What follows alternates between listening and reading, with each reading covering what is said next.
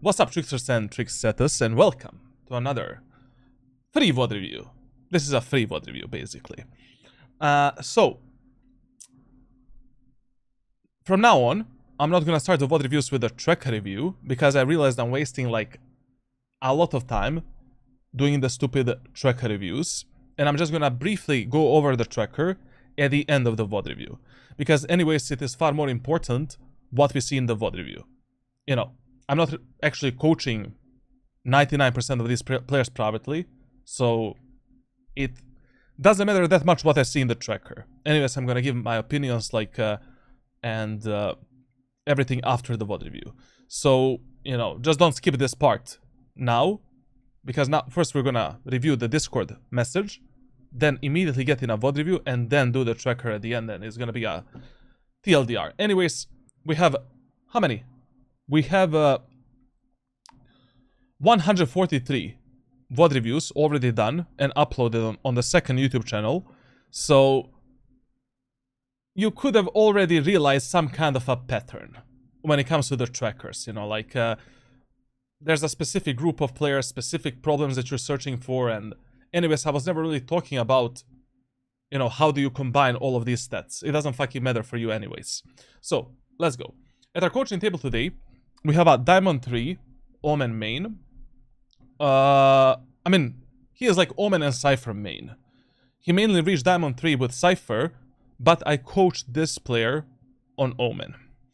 Death is a player that is not really highly mechanically, you know, not a highly mechanical player. Like he is one of those players that, I mean, 50% of Valorant players are not going to be able to reach Immortal 3 or Radiant with raw mechanics, even more, like 80% to be honest, like 90%. But thankfully this game is not only about the aim, especially up to Immortal 3. Now, when it comes to like our Death guy, he is currently Gold 3 because of the rank reset, but he is playing in those, like, you know, he is playing against Diamond players, Ascendant players, High Platinum players, so I'm just gonna mark this as a Diamond Omen VOD review. So, let's see what he says to us. What's up, Papito? Long time no see. Long time no see. This is a VOD review about my actual gameplay. My biggest problems are the following. Carry my team over the line. I get a lot of times comeback after the side change, and I want to fix that. Basically, in Valorant, when you're playing solo queue, like, no matter how good your team was on one side, you need to behave towards the sides like it's a new beginning, a new match. Like, in the first 4 rounds, you follow all of the rules that I explained that you should follow, and you don't let your guard down. Like, when you're losing a match 1-11, it doesn't matter. Literally doesn't matter. Maybe the enemies are equally terrible on that side, and maybe you can come back. You're winning a match 11-1. Doesn't fucking matter. You still keep yourself on high alert, 300% focus, and you follow all of the initial rules and tips that we were talking about during our coaching. So that is usually a bit of a problem for players. Like, they stomp one side, 9-3, 10-2, 11-1, even 12-0. Like, in Radiant, I had some games that I've won and lost on 12-0 half. So everything is possible in the game. You should play every match as it is winnable. And if you lose it, nobody fucking cares. Like, you go on to the next one, you try to fix your problems in the next game, and that's it. Now, the awareness about stuff is happening with my mates, and if my thoughts on that are kinda right or not. Okay? Mechanical stuff like cross replacements and movement. Death brother, like, just answer one question to me. Did you do the training that I shared with you originally? For how long you did it? And like, Death, you don't answer in the chat, because like, I'm probably not gonna read the message. Like,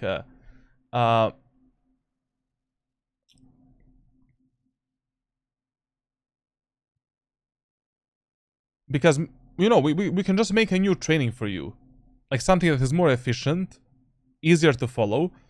Anyways, like, you know, every single player that I coach, like, I probably told you that we should do some checkups that we didn't do, like, because long time has passed.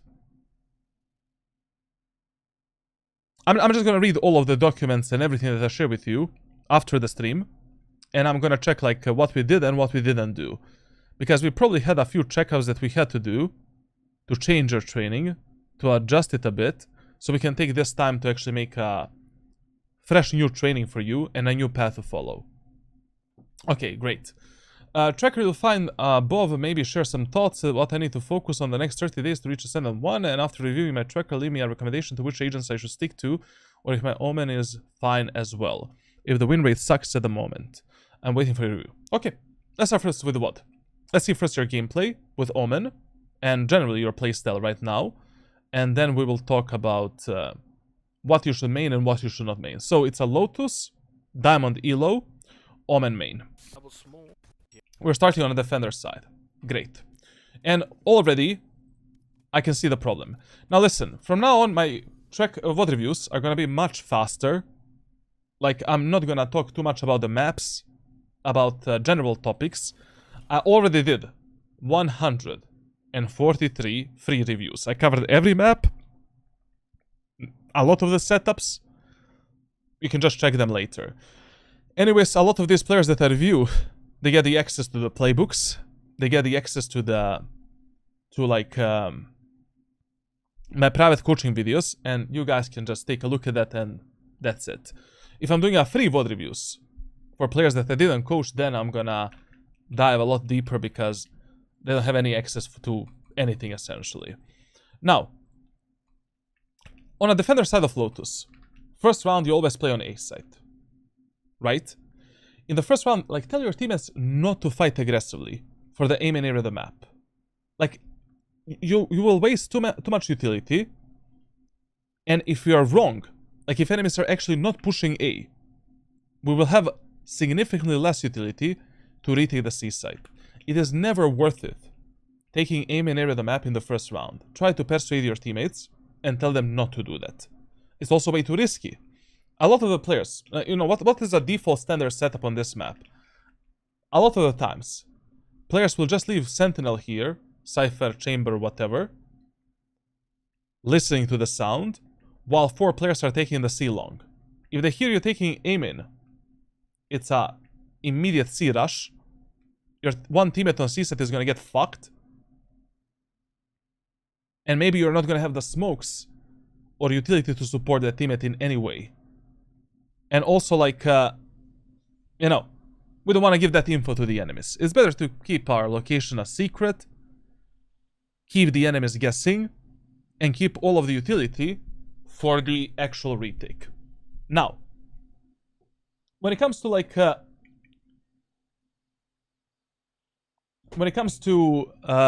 first round with Omen, always play some classic shorty. Fuck it. It's very easy to abuse, easy to get the kills. You should try to do it. You can play classic shorty here with this smoke. You can play classic shorty here with this smoke. You can play classic shorty around this smoke. My personal favorites are this and this. You can also drop the shorty at the backside, and with a classic pistol, you know, bait the enemies, and from the backside try to punish and fuck up the enemies with a shorty. But this, you know, this threat is a bit better if like you're playing some eco round or something like that. Now, when it comes to the first round, what is also very important is what type of smoke you give your teammate on C side. If you have only one teammate playing C in the first round, this is something that I didn't mention in my playbook because I don't really know, like, how many players are gonna play C in the first round in your team. But if you have only one teammate defending C push in the first round, always give him this smoke right here. This smoke here is useless, essentially. Enemies are gonna pass it, they're gonna run down your teammate. And even if you have Vise defending the C site, you just don't know what's gonna happen. Like if that Vise will even win a 1v1 fight against the enemies that are pushing C. Around this smoke, at least your teammate can take a cover, delay the enemy's push a bit, maybe get a kill, survive. At the end of the day, just survive. You will see this type of a smoke in VCT and Radiant games quite a lot. It's a very good smoke setup in the first round, especially if you have one teammate defending the bomb site. Other than that, you know, I was speaking about this because, you know, this is crazy. Now, what do you buy? You can buy classic short T, 2 smokes, paranoia, and 1 shot step. So, here, try to persuade your teammates and tell them, guys, let's not do this. You know? Like, you have Jet defending C site. Brother, only God knows what's going to happen with that Jet. Only God knows if the enemies push C. I mean, enemies should take it like this, with zero effort. So here, taking Omen blindly, based on zero information in the first round is just a horrible idea. Horrible. And if you're already doing this in the first round, do it together with your teammates. Don't, you know, you can still play classic shorty, you know. Drop a shorty here, get a classic light 2 smokes, paranoia, and 1 shot step. But start from this position. From this position, you know, use a smoke, use a paranoia, and take the space together with them. You cannot start here because, you know, it's gonna take you too much time to destroy the doors. You don't know how good or how bad are your teammates at the start of this match. All 3 of them might die immediately before you even break those doors. You never know when you're playing low elo and medium elo lobbies.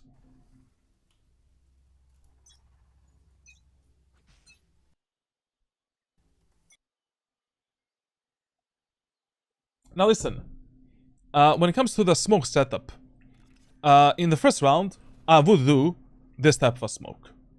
Like, generally speaking, you want to do this smoke when you're taking aim in, whenever you don't have any utility for this area of the map. Flash, Molotov, etc, etc. It's just a bit better. Like, because, you know, if you just do this type of a smoke, and use paranoia, let's say, for this peak, and we have nothing here, I mean, enemies can still play here, Jet can dash, Omen can teleport, and they're just splitting us and making the sandwich out of us. And you don't know, like, how aggressively or how passively your Reyna, Chamber, and Breach are gonna play. Shadows traveling. But this is a crazy play in the first round. Just absolutely crazy. Like, we wasted a smoke and paranoia, and enemies already have the C site fully open. Crazy play in the first round. Cover going out. This smoke you should have saved, to be honest. I mean, if I'm in the enemy team, this smoke is just a complete waste. Site is already open. This smoke is not gonna delay the enemies. They're just gonna run through it. It's better if you save this smoke and have like 2 smokes for the retake. Like, there is no way that this smoke is gonna do anything right now. Yeah, going in, also pop shield. And now having a smoke would be amazing. Now, we need to wait. Like, you know, you lost a paranoia, you lost smokes, like, now you need to wait for your teammates. Play a bit more passively. And much better idea here would have been to play with your chamber. At least double down with someone. You know, don't play 1 versus 1 fights everywhere. And keep the city control.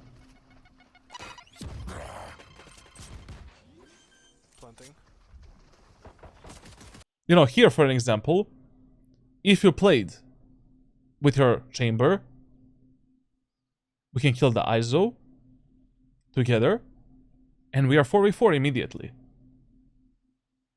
Like, during these retakes, like, if you're already super far away from your teammates, and you have an ally that is as aggressive as you are, just play with that guy. Double down. Anyways, in these low elo and medium elo lobbies, players tend to aggress a lot. Like, 80% of times when enemies are pushing C, you can expect the aggression either in CT or waterfall. If I'm already 4v5 in a numbers disadvantage, and I am expecting this level of aggression in ranked solo queue, it's just smarter to play with a chamber that is already there. One flash. Also, standing in this smoke was a bit dangerous, like, I don't know, you know, basically, it's not like you have some kind of a cover, and it's not like the enemies cannot just spam it, but okay. Nice, one already. Cover going out. Last player standing. Not bad, to be honest, like, not bad. Like, probably I would have done the same shit as you did here. Probably. Like, anyways, you know, you're 44 HP, you have a classic pistol, you need to close the gap with the enemies, you need to triple shot them. But the reason why you did this smoke is to close the gap with the enemies.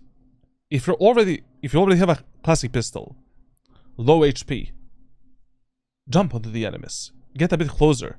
Like, you don't want to fight this fight from this wall. You want to come closer to this wall. And then listen to the enemy's footsteps. When the enemies are close, jump out, triple shot the enemies.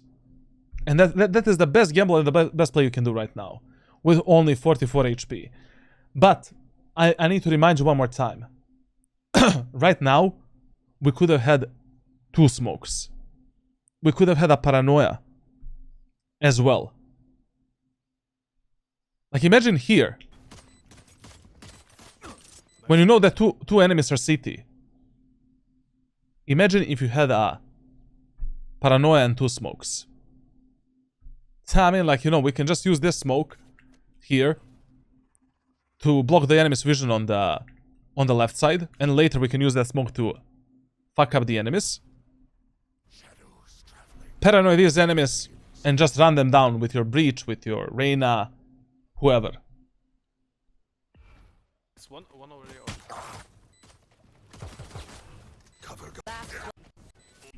Okay.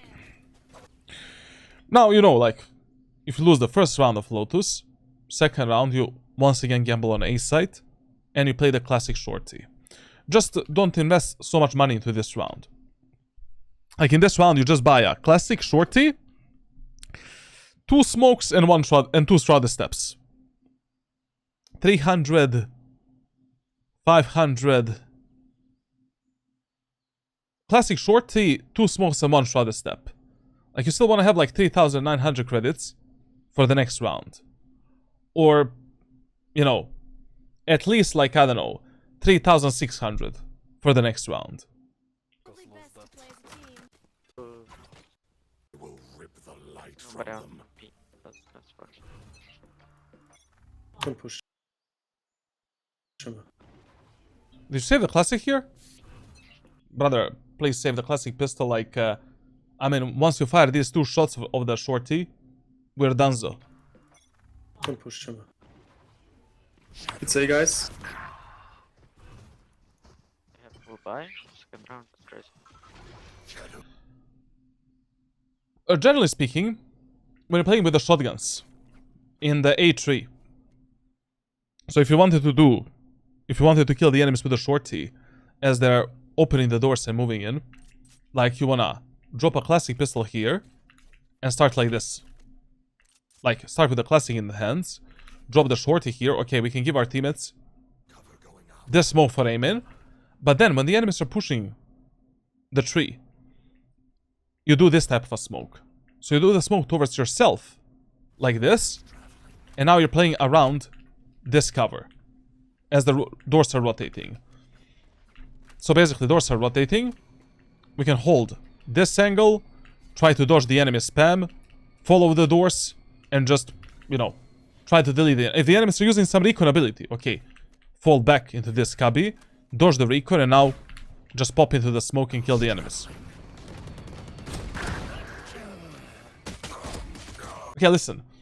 Whenever you only have a shorty, so you cannot switch to the classic pistol, so you only have a shorty here. Once you fire these 2 shots, like, try to bunny hop around while you're reloading the weapon, or find some kind of a temporary safety for yourself. We killed the Cypher, very good. Like, we can do this, And now, peek again and take that kill.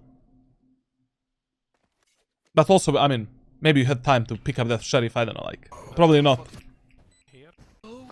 This is a So in the first round, enemies went C. In the second round, they went A. In this third round, only God knows where the enemies are gonna go. Where do we play on Lotus when only God knows where the enemies are gonna go? On B side. You need to gamble there. Like basically, you need to play to start here, holding this angle tight for the information, and playing fast rotations between A site and C site. The only times when you should start here is if your teammates are, you know, taking aim and area of the map aggressively, and you need to support them with a paranoia, with a smoke, destroy the doors, and then we can lock in the B main area of the map. Right now, we should be playing on B. Also, if the chamber is your only sentinel, chamber should 24/7 have a trademark here or here for the B side. 24/7. I know enemies can maybe smoke it off like... it doesn't matter, like, tell him to put a trademark like this. It literally doesn't fucking matter. The whole point of a trademark is to give us the info. If the enemies can be somewhere. Cover going out. I don't think The thing is, like, when you start on the B side, like, you can still support this, like, chamber. You know, you can start the round here by dropping this one way, holding this angle. Chamber is fighting the enemies. We can paranoid them, open the doors, and just fight together with him. Oh, if you're feeling scared that one enemy can peek you from here, okay. You can use this smoke as well. Take this fight. Take the full C long. And then after the fights finish, just fall back and that's it. TP out when you can, okay? But it was too much of a gamble to start on the C, you know, to commit so much onto the C long without any information on B side. And without any actual knowledge whether or not enemies are gonna go A, B, or C. reloading. Are they smoking? Smoke again, smoke. Cover going out. Smoke again, bro! We have C, guys. C clear, C clear. Brother, I missed your voice, you know? I missed your voice. Jack. Spike down. C. Spike down. Omen is one shot on B. One enemy remaining. Well, that was crazy. 1 HP, 1 HP. Spike. Okay. Was that raised the whole time in the smoke? I have no fucking idea where was the raise. We have C, guys. C. Spike down. Omen is one shot on B. Ah, she used the satchel as we opened the doors. Okay, there's nothing better you could have done. Solid round. Just the early positioning was a bit too much of a gamble. Enemies are going A, B, C, D, E, F, G. We position in the A, B, C, D, E, F, G way as well. This round, you're not starting on C site. You're starting in the A link. Fighting with your jet and A9 chamber for the A main area of the map. And you're there to defend the B set push as well. That's it. Now, you have the Omen ultimate. Like, okay, you can do a fast rotation. But when you have the Omen ultimate, it is much better for you to position on a spot where there is a higher chance that an instant fight is gonna happen. While you're ulting towards A, you know, Reyna can die, Jet can die, Chamber can die, your smoke is traveling really slow. All of them might die like a fucking potatoes, like, before your ult completes. 2 egg if you won by smoke. Shadows. This smoke here, I mean, it's okay. You know, like, depends how aggressively your teammates want to fight. Like, if your teammates don't want to fight for the, you know, rubble, and the full aiming area of the map, I mean, it can be useful, but still, whatever. Like, generally speaking, like, every smoke in the aiming area of the map is a bit of a waste if you don't have other utility to support that smoke. Like, you know, if you just do this smoke with a paranoia, let's say, I don't know, here for the peak of the enemies. Enemies here are not gonna get flashed. Omen is not gonna get flashed. Jet is not gonna get flashed if they dash here. If you don't have a molly for this, of course. Like, so, this smoke here, this setup, probably the best one that you can do. If enemies, if we don't have a Molotovs and nades for the rubble and the aiming area of the map. The one-way smoke is okay. I mean, gives enemies more space, but if your teammates are not fighting super aggressively, it can be useful. This smoke here is okay when you want to fight with eco weapons for the aiming area of the map. The one-way smoke on the right side of the rubble is always good when the enemies are already there and you just want to isolate the fight in this sector. So, Step C. but ultimately in the aiming area of the map, other piece of utility, you know, the flashes, Molotov stuns are far more important. Here, I don't know why you're second guessing anything. You need to use the ultimate. You saw the enemies pushing Amen. Raze has the ultimate. Enemies were only pushing together as 5, with the exception in the last round, where enemy Omen lurked through B-main. There's no second guessing here. Already now you're on the A side. But Charlotte, but if enemies rotate... Who the fuck cares? It's still start of the match. First 4 rounds. You have no idea who you're playing with and against. And I wouldn't trust my random Jet, Chamber, and Reyna defending the A side against the Raze ultimate.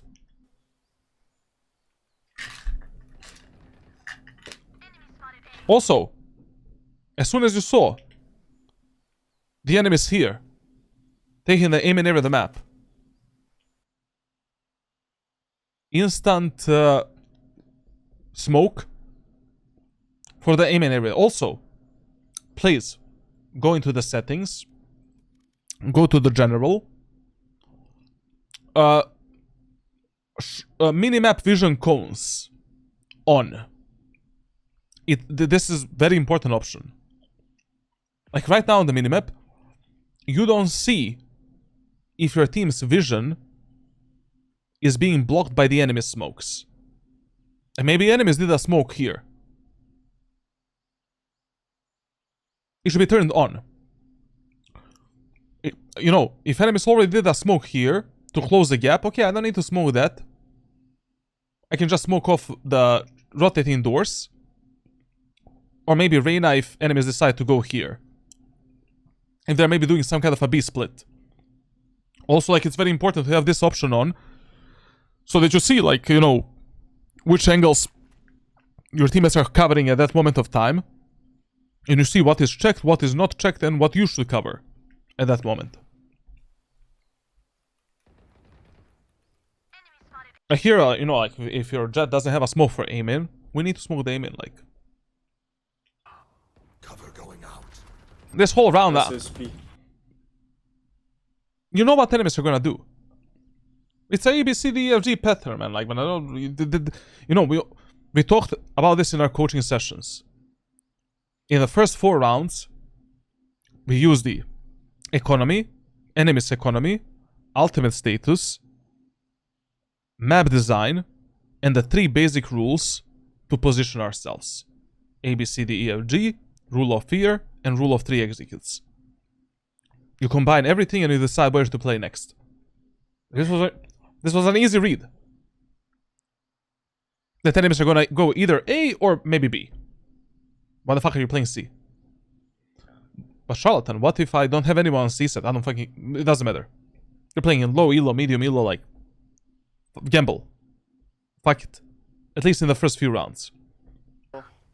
It's better for you to play a 5v5 retake on the C side rather than playing a 2 versus 5 retake on A set right now. Anyways, this round is over. this round is lost. You don't teleport. You don't even try to win it. You save the weapon and we focus on the next round. I'm not even going to review this round. I don't care anymore. So you want to win on a 2v5 this early on with a breach? Literally impossible. Like, you need to be 3 ranks above these players and they need to make so many mistakes. No, I'm going to look at it. I'm just saying that it doesn't matter. Basically, enemies need to make so many mistakes for you to actually win this round. Like, so many mistakes. B. SSB. Corner left, bridge. Spike have down spike. A. You know, what would I wait here? To see if my breach... Well, maybe... get 2 kills. If breach gets 2 kills, then I teleport and then we play this round. Maybe behind you guys. Solid utility usage. Just this smoke that you did here. Not really the best smoke ever.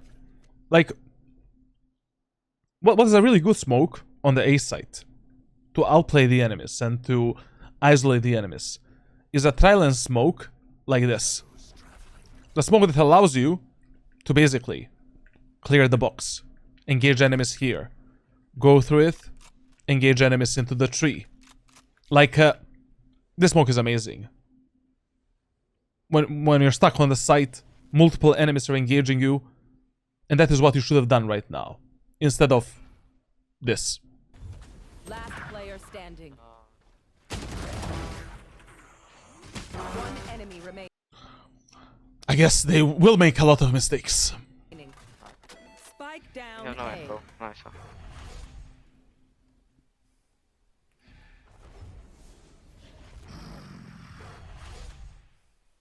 You heard him. And man. I don't understand why you did this.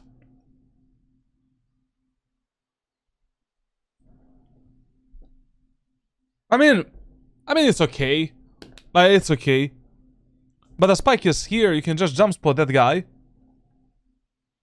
from the tree, and then with the shrouded steps, I'll play him and, you know, make him think.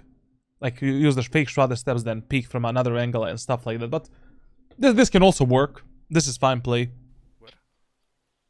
Very good that you're, you know, the worst thing you could be doing right now is like, you know, doing this. Because the guy can be here, like, essentially, we need to play much smarter and just occasionally check the spike and get the info on that ISO. Tim, info.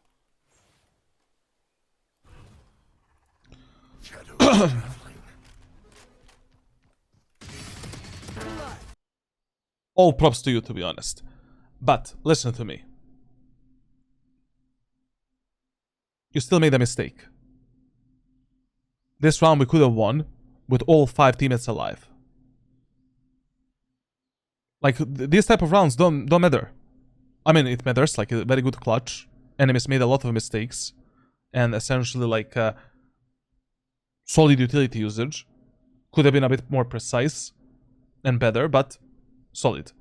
And also the outplay, 1v1 play that you did is very good. Like, it's one of the 2-3 options that you have as Omen to outplay the enemies and play with their mind. Very fucking good. But, you know, these type of rounds will happen very rarely. Very, very rarely.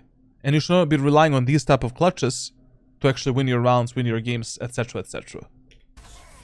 For Reina. Play smoke siege, okay? Here. 90% of good aim is crosshair placement. Yes. Like, without good crosshair placement, like, everything else is pointless.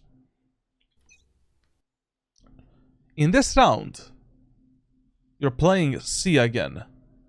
Once again, you should have started on B. Now enemies are playing an eco round, hull by round. Chances are a bit higher they're gonna go B. And chances are pretty high they can go C as well. Like, basically in this round, if you combine all of the rules, it's more like a, you know, 10%, 60%, and 30%. If we combine all of the rules that we talked about. Shadows traveling. And anyways, you can do this one way from the B main. You can use Paranoia.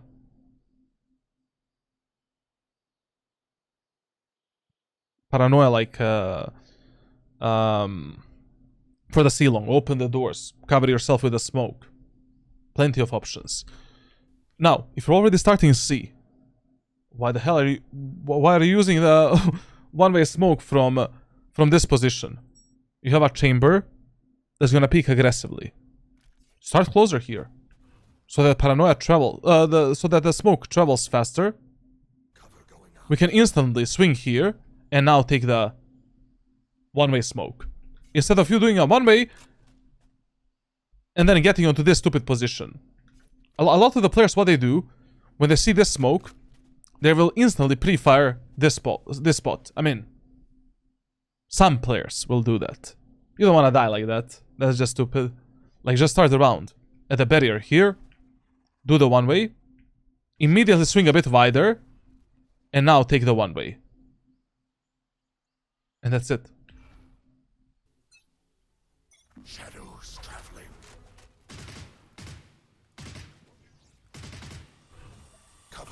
Quick raise bomb. I mean, this is gonna be interesting. Like, I don't know why... Let me see. What is the enemy's economy here? Sometimes you need to be lucky. How much money they actually have? You win that. I can drop for someone if needed. Ask, please. Does anyone have funds? You can buy maybe Reyna or a Breach. Ask or no Jet. Ask, I buy you that. That hardcore accent, man. I love it.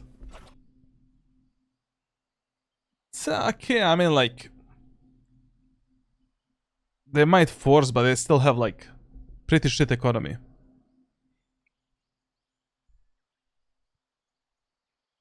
Actually, in this round, playing C was a good idea. And I would have gambled on C side. And started on C with a chamber. Only because of one thing. Because of this shit here.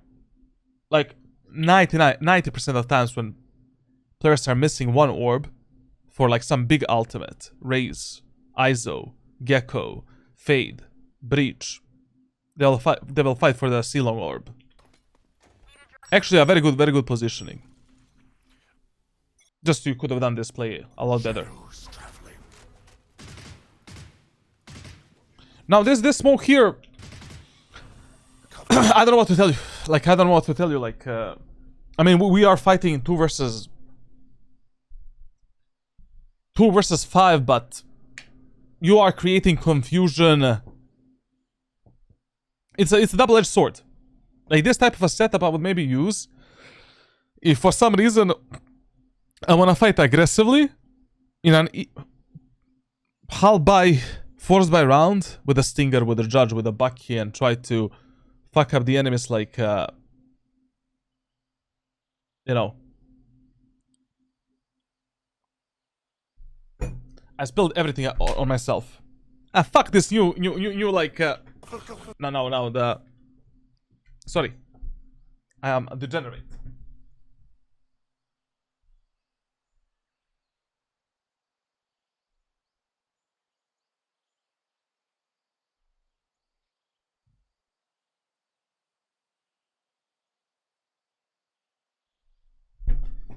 And anyways, I need a new mousepad.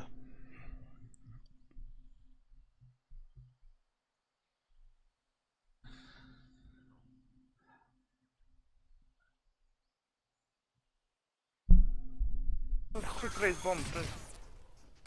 And also, like, you know, what is very dangerous here is how you're pathing towards this smoke. Like, the problem is, like, you know, if I'm in the enemy team,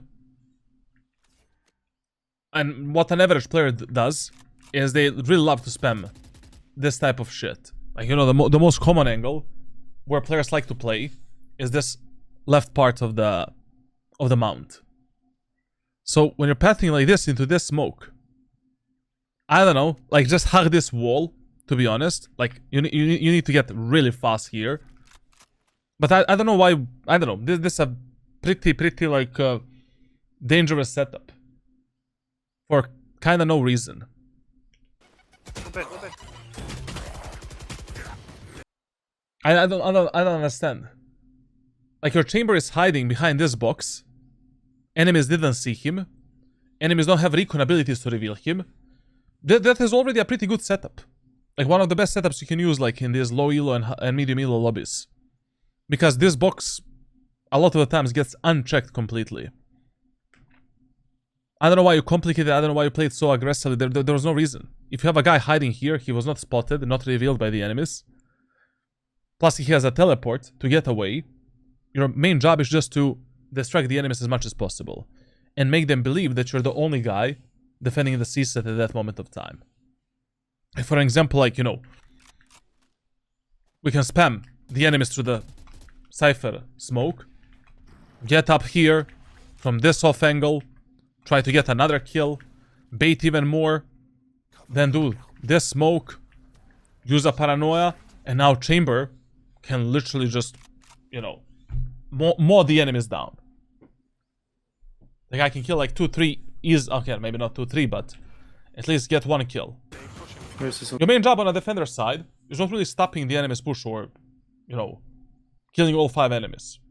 We just want to create some small numbers advantage that we can use to win the round later and to delay the enemies as much as possible so that our teammates can rotate and make some kind of a play. This aggression that you did here, as I said, I don't see a reason for this unless you're playing some eco halberd round. But even then, like, a much better idea would be, after this one way, if we use some kind of a smoke like this, and now we can just teleport on the right side, immediately close the gap and just, you know, destroy the enemies. One taking orb. This mode that you did is like very good when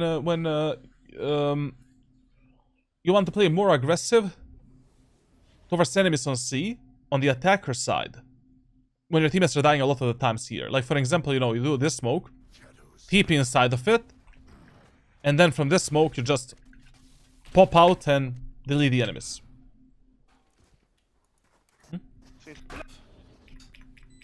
I'm lagging.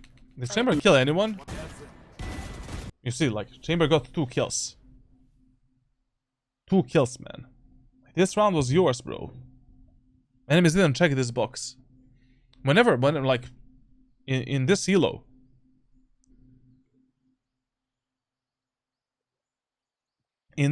like, when you have a teammate that is not spotted here, it's a free round if the enemies are pushing C.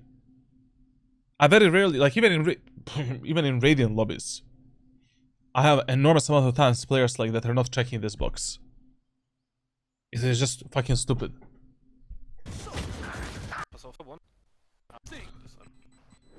Okay, this guy saved.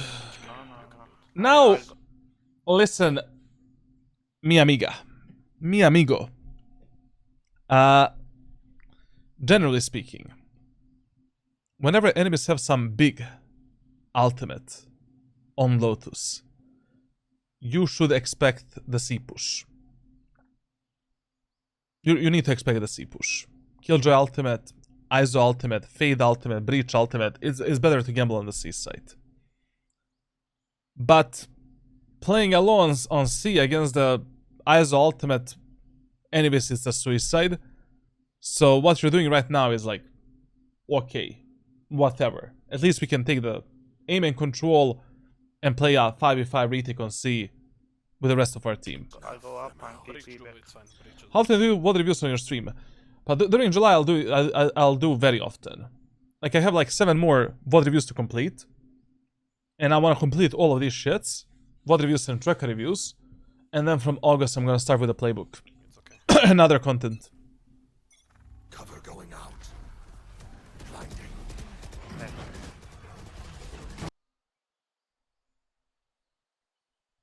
I have no objections, to be fair.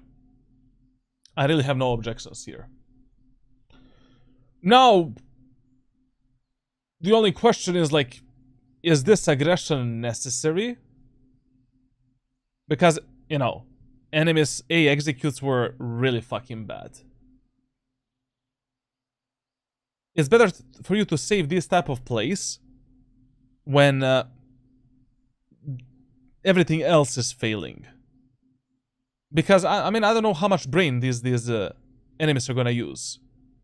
Like, are they gonna expect this in the next time when we do it? Can we repeat it one more time? Very good play, no objections. Just, I would save this type of shit when I'm playing some eco round. My setups on A are not working. My 5-man or 4-man, 3-man push in the A-man area of the map is failing. But okay. Like,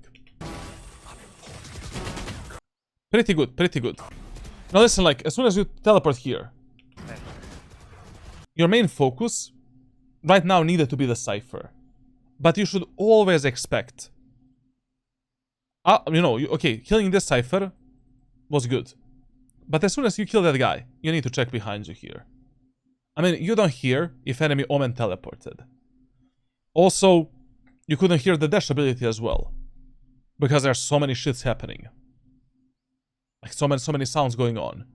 So, if you already do this type of a play, I mean, if no one is on the right side, your main focus should always be checking below you and then focusing, you know, on everything else. But, you know, solid play, solid execution, and just, you know, when you're playing against the Omen in the enemy team, you always need to pre-assume that Omen will be teleporting behind the rubble. And you don't hear that teleport at all when you're doing this type of a play. Lucky. Playing C now, good. Good. Like, you know, enemies are indeed going A, B, C, D, E, F, G. I just don't know why we decided to play passively. By the way, this one-way smoke means nothing. If you're not gonna hold this smoke, and no one is holding it, it's just the waste of the smoke. Like, rather, like, you could have thrown this smoke into the spawn. It's gonna have the same value, essentially. But what I would have done in this round, you know, if you're gambling whether or not enemies are gonna go B or C, what you can also do, if you're not certain if the enemies are gonna go C and B, you can just play with the teammate that is the most aggressive. You know? Like, if your chamber is already playing passively on C side, fuck it. You know? You don't need to start C. You can start with your breach on the B side, clear the whole B-main area of the map and take the B-main area of the map. And if enemies are going C, we can just pinch them immediately, fuck them up with a paranoia, stun, flash, and that's it. End of the round. Out of my way. Speed.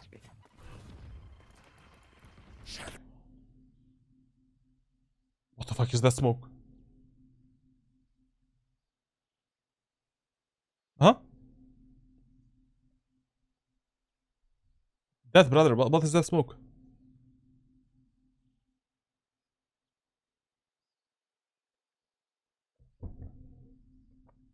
Give him time.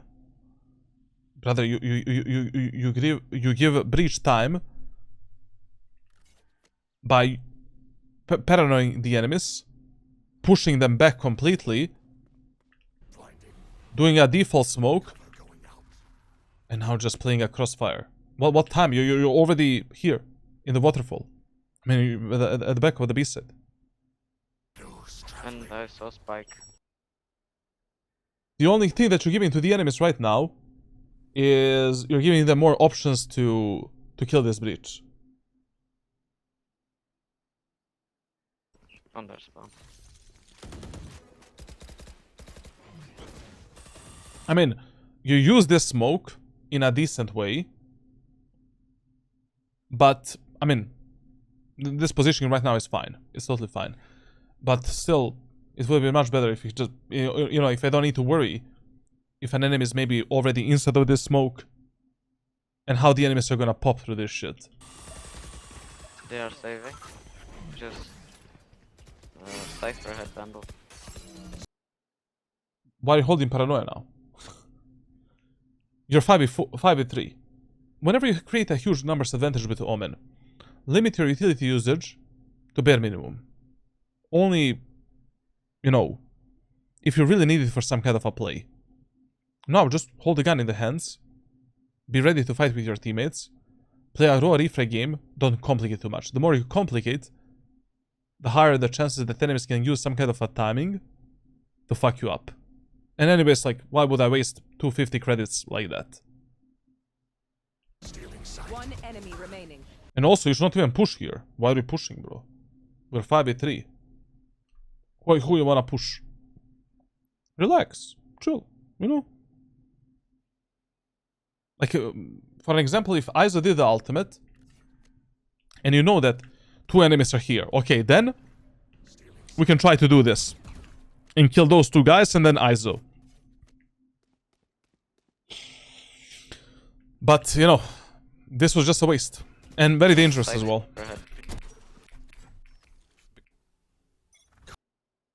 This one we play A. Once again, if your chamber is playing passively, it's 50-50 if the enemies will go A or C. But our teammates on A side have higher chances of dying than our chamber. You know? If Iso ults chamber, okay, you can just ultimate C immediately and try to support the chamber if he somehow wins the duel. Cover going out. Okay, it's A. This play here, like, okay, I mean, it's in my playbook, it's worth doing, you can try it, why not? Just in this round, whenever it's 50-50 between 2 sides, just play with the teammates that seem like they are gonna take a first contact faster. Like teammates that are playing a bit more aggressive, teammates that are peeking more aggressively with the enemies, etc, etc. Like, especially when you have the ultimate. There's no reason to play with the chamber. Say, guys. Watch them run.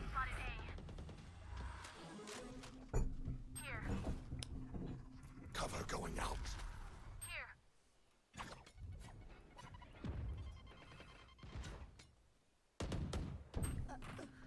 I only get 1 taps. That's crazy. Is your Jet playbook finished here fully? Jet and Omen. Open door. Going. Cover going. Cover go Okay, one extra tip. Whenever you have a teammate on the A side that is fighting from the tree, or generally from this area of the map, try to drop on the bomb set as soon as possible and get on this angle. From this angle we can double peek and try to kill enemies in the main. And if enemies are going through the tree, you're already there to support that teammate and you can fight together with him. Never leave this guy alone and never let him fight alone. going out. Mostly never. So, when you were teleporting A, I don't know why you teleported tower. You should have teleported backside. Connect with the Jet and just play with the Jet. It's crazy. Open door. Going B. Stealing sight. I mean, enemy Omen did lurk in one of the previous rounds. But also, like, I don't know why you're rushing things out here. Like, I don't know what is this paranoia for. Like, no matter what type of paranoia you do here, you're not gonna flash all of the enemies. You're not really gonna stop their push or execute. You have 0 help. Relax. Like, generally speaking, like, when you're in a 4v5, numbers disadvantage, it's okay. Like, you can still value the team play. You can still value the refrag game. And it's not that big of a disadvantage as, like, 3v5, 3v4, 2v3, 1v2 and stuff like that. Is the timing possible from the Hobbit to Heaven? I mean, it's not about the timing. The problem is, like, when you have multiple enemies running through this area of the map, like 2, 3, 4. Even if you do this type of paranoia, I mean, like, you're maybe gonna flash 1 enemy or 2 enemies. But that's, you know, it's impossible to catch in any way, like, the whole enemy team with a paranoia and to fully delay them and stop them. Maybe if you have a smoke here, with this paranoia, then you can try to take, you know, a better timing, fully stop their push through that position, try to kill an enemy, you know, go towards the city.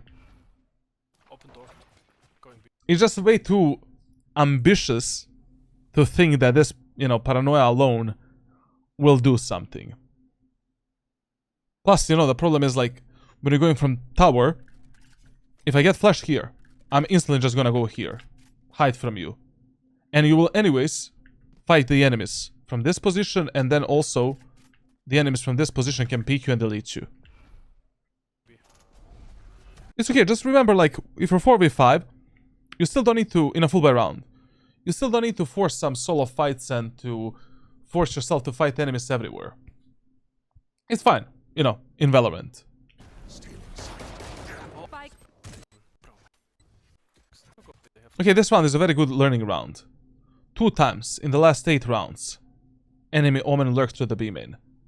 Anyways, please, if you have chamber only as a sentinel, always emphasis to that chamber, and tell him to put a trademark for the B site. Not C, not A, but B. Always, 24/7. Like, it's a pretty simple callout, pretty simple comm. Like, even a monkey can just put a trademark on B. Ulti, they must go normally. Call him 3 times. Okay, I just probably scroll through it. Now, what I wanna say is, Frankfurt is as bad as any server. Stop with this server cope. Yeah, absolutely. But the whole Europe is fucked. Like, I mean, basically, I mean, the difference between the servers is very marginal. I don't know why people, like, generalize things so much. Now, listen. You're playing C this round. Solid call. Solid. Like, enemies are going A, B, C, D, F, G. We don't need to complicate things. Solid call. But once again, I don't know, I would have played with my breach. 2 reasons. I don't know if enemies are gonna go B or C. We don't really know exactly where the enemies are gonna go. Chamber is playing passively. And they have the Omen that likes to lurk through the B main area of the map. So maybe we can kill that Omen. And even if the enemies go C, we can open the doors, fight for it aggressively. Flash, flash, aftershock, flash. Teleport from the doors towards the C long, C main, choke point, connect with the chamber. But by the way, I will still start this round by doing the one-way smoke here.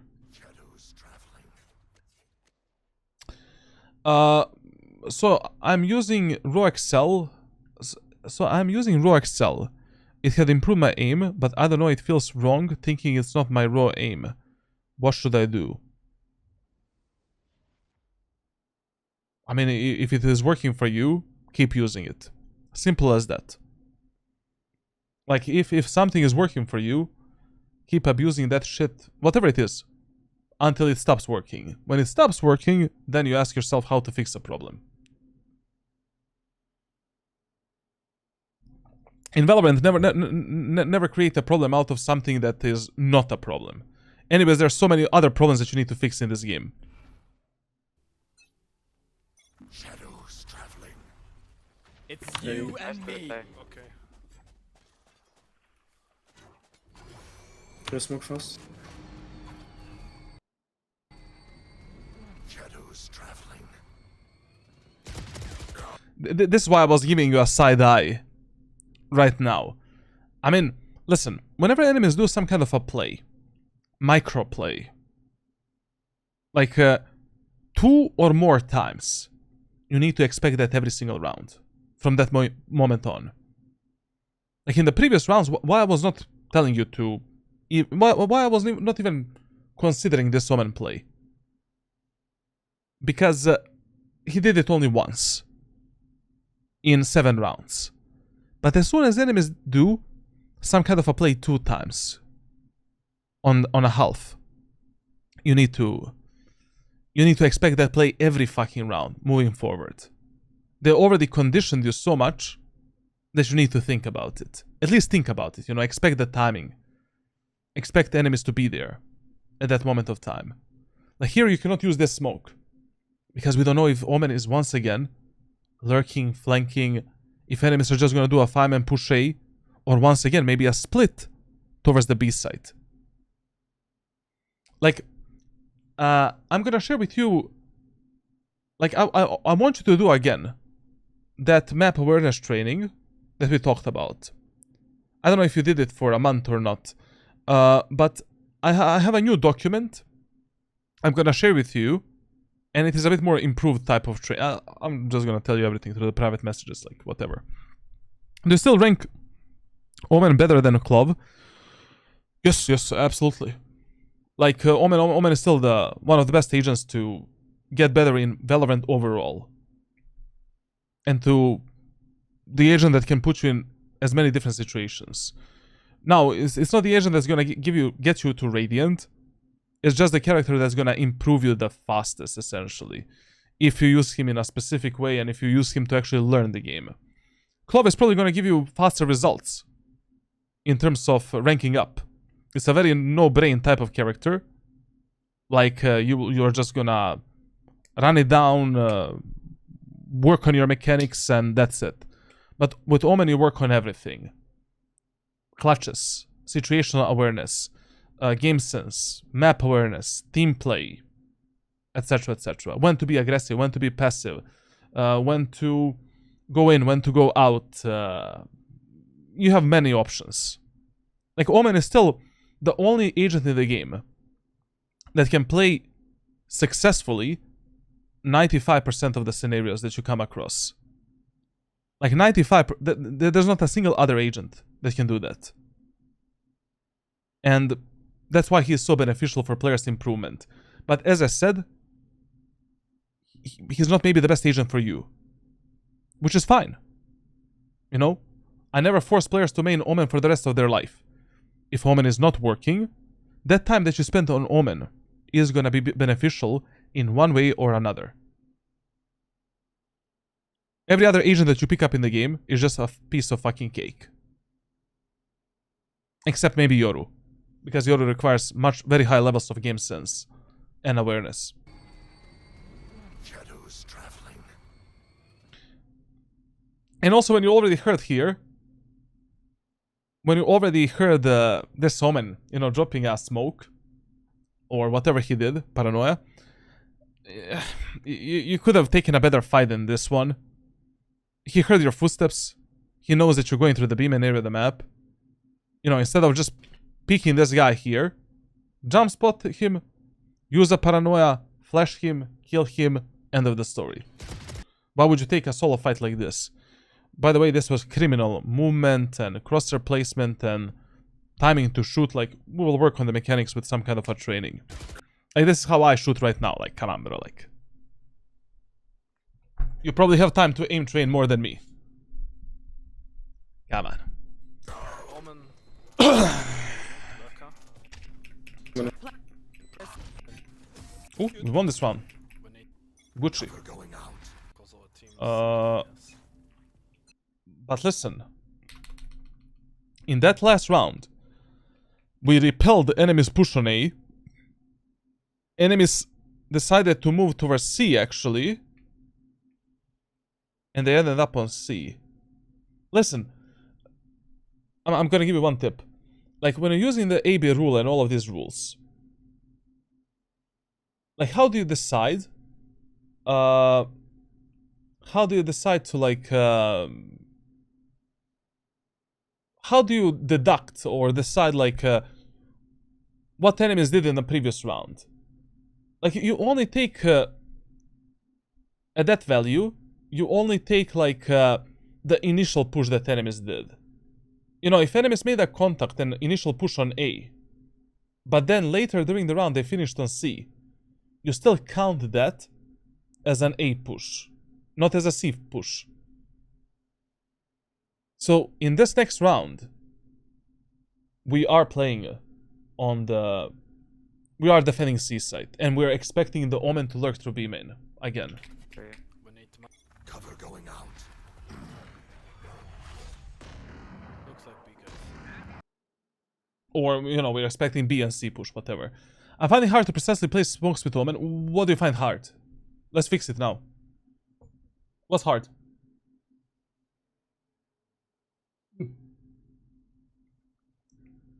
Maybe this is not the best glass design ever, to be honest, like. But it looks funny, bro. Like, I need to keep using this mug, man.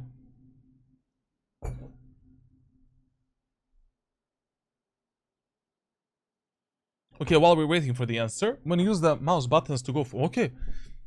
You don't use the mouse buttons to precisely place the Omen smokes. Like, let's say I want to do this one way here. I'm gonna approximately navigate that smoke with my mouse buttons. You know, with this. And then, if I need to be precise, I'm gonna move my mouse up and down. And my body left and right. And that's how we, you know, while shifting. While walking. And that's how we put the precise smokes. So, I don't know, like, this smoke here is very important.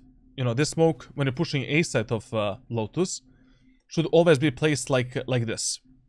And now, I'm executing A side.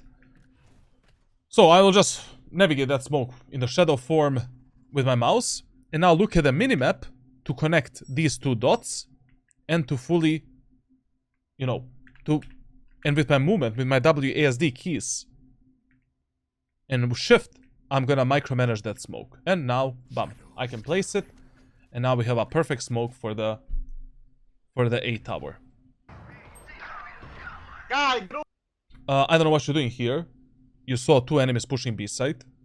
Enemies usually play together. Only Omen is the one lurking and flanking. Right now, we're destroying the doors. Doing the smoke for the B main. And not only that. Actually, if I already teleported here, and I saw that two enemies are pushing my chamber, like, your instant reaction needs to be this. And you're like, ba-ba-ba-ba-bop. Ba-ba-ba-ba-bop. Getting ready to defend the B side. Looks like big. Like, already here, these enemies should be flashed. You even said it yourself. You said, looks like it's B side.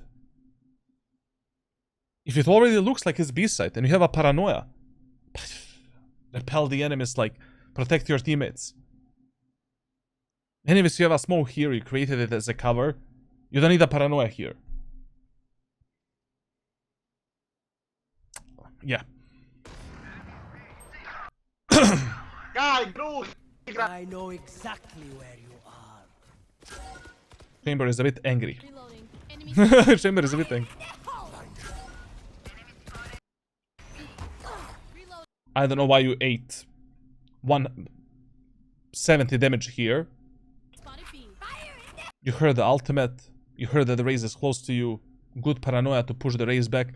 To be honest, like, what I would have done here is probably, you know, using a paranoia and teleporting here.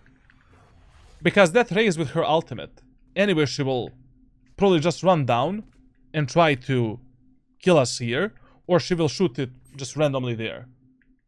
And this paranoia and TP allows me just to take more space from the enemies, so that we are not stuck at that choke point after the raise does the ultimate. Anyways, already at this moment of time, you should have been on the B side. We should have had a B main smoke, and our chamber should be alive. Enemy spotted B. Fire in the hole. Reloading. And you need to relax a bit during these retakes, man. Like, chill a bit. Why do you need to pick this alone? We're gonna have two smokes in 9 seconds. Like, enemies can be tower, B main, site. Your jet was not even close to support you and to refrag you, and you already picked this angle. Chill a bit, relax. Like, you have plenty of time. You know? Wait for your teammates to connect. Wait for your teammates from the CT to apply some level of pressure. And then we can move out. I don't know why you're forcing this fight. I mean, we just got a bit lucky, like this guy was not really focusing on you, and I mean, I don't know what enemies in the B-main are doing, because there's probably someone in the B-main. But still, relax, bro, like, enemies just planted a spike, we're 4 versus 4. We can retake this site at any moment of time. They don't have any big ultimates or big abilities to play this post plant. It's okay. We can win this easily together. And you don't have any good timing to actually surprise the enemies. They heard you in the link. They know that you're coming. You know, you wanna always play these retakes based on pressure. And with your allies. Like right now, your teammates from the spawn are applying the pressure, but they're not close enough to actually refrag us and to pinch the enemies together. Chill here in this A-link, wait for the second smoke, drop the smoke for the B-man, for the tower. That's it. I mean, a good kill, but now you don't exist. And now you pray to God that these 3 guys are gonna retake this site. Yeah, but just keep in mind one thing in Valorant. In the full buy rounds, on a defender side, whenever you get a kill, and you instantly get traded without a refrag from your teammate, you did nothing. But literally nothing. Like, you killing this race means 0. Potato. It means that enemies don't have smokes now for this retake and to defuse the spike. That's what it means. And when you're playing on a defender side, as the numbers are lower, it becomes much harder for us to win that round. On attack, it is vice versa. On attack, you know, doing this type of trade is actually worth it. Especially when you play the spike. But on defense, it's hell of a time. For your teammates. And for you as well. Because you're just now a spectator. Relax, chill. You know what you should do. Like, I explained it already. We got a bit lucky here that enemy Cypher just immediately get into the fucking smoke. And did absolutely nothing. Like, he was a bonobo. But even now, your teammates don't have a B-man smoke. They don't have a tower smoke. And they have no fucking idea where the Omen and Jet. Check man in heaven. Up. One enemy remaining. Omen Lurka, maybe A-link. You actually heard the guy in the B-man, but whatever. I mean, there was a lot of things happening, like, you know.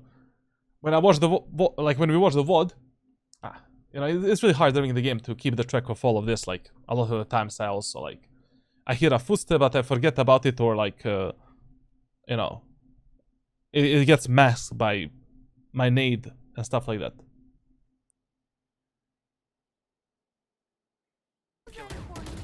Low. Yes. Root maybe.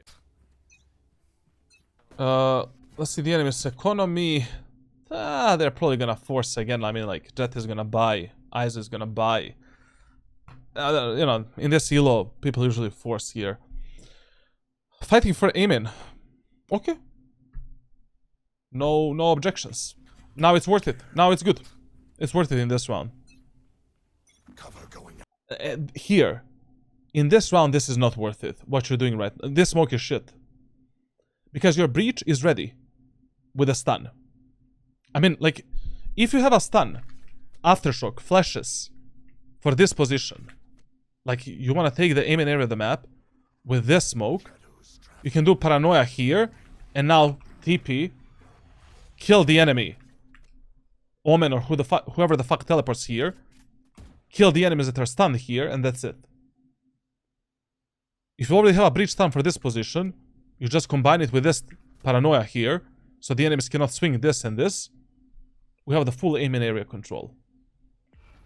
This smoke is just mega dangerous in this round, especially because enemies have a pretty low buy. 2 enemies. Going A. Maybe the whole enemy team, I don't know. Enemy spotted A.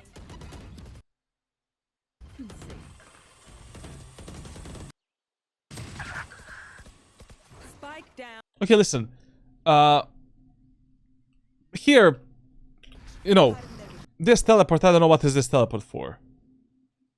This is just a waste of a TP, let's be honest. Did you want to teleport in these boxes? I mean, You want to... Where did you want to teleport? Cover going out. What fucked up? Front of the smoke. That's pretty dangerous, man, like. That's pretty dangerous. I don't know about that. Going out. Like, you need to delay your teleport then a bit more. Because if the jet didn't do the smoke, enemies can actually see your TP before your smoke appears. You need to delay it for like 0.5 seconds or something. Going A, going A. But even though you fucked up this play, whenever you have teammates that are aggressing the enemies behind the rubble, such as this Reyna, use a paranoia for them. Use a flash if you're already in this area of the map.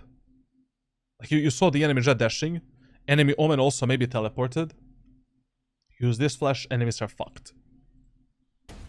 Enemy spotted. Now also keep in mind that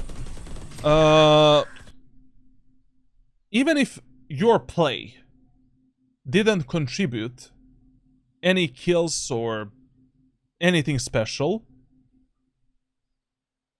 as soon as you make numbers advantage, you can abort the mission. Here, no reason to fight anymore. No reason to play in this spot. We can just fuck off. Play with our breach in the A-link. And that's it. Like, don't force yourself to make the outplays or to kill the enemies when your job is already done.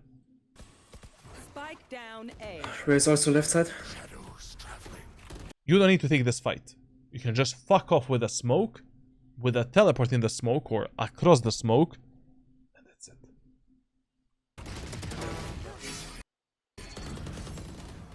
Multiple enemies A. Or, you know, you can just stay behind the box, wait for the breach to come to help you, and together with the breach you take this type of a fight. Keep in mind always, like, a good play that worked is always a good play. A bad play that worked is always a fucking bad play. I mean, statistically, it's a bad play. Multiple enemies A. Chill. Hold me, one need hold me. On my pings. One left, one right.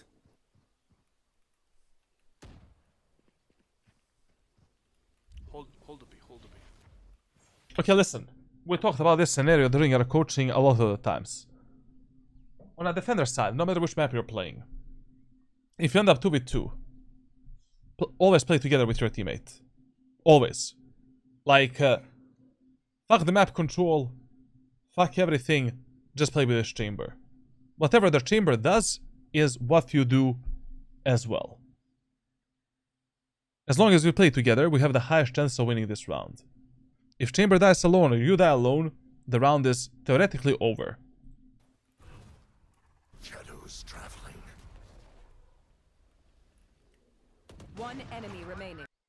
It doesn't really matter where the enemies end up. Like, we can play around the B tower with the chamber. If enemies end up C, we're gonna have the early trip telling us that. If enemies end up B, we're ready to fight them together. If enemies end up A, we're pretty close to the A site and we can just play a really fast retake. Okay, ISO ultimate. Where was the last time they used ISO ult? On A site, right?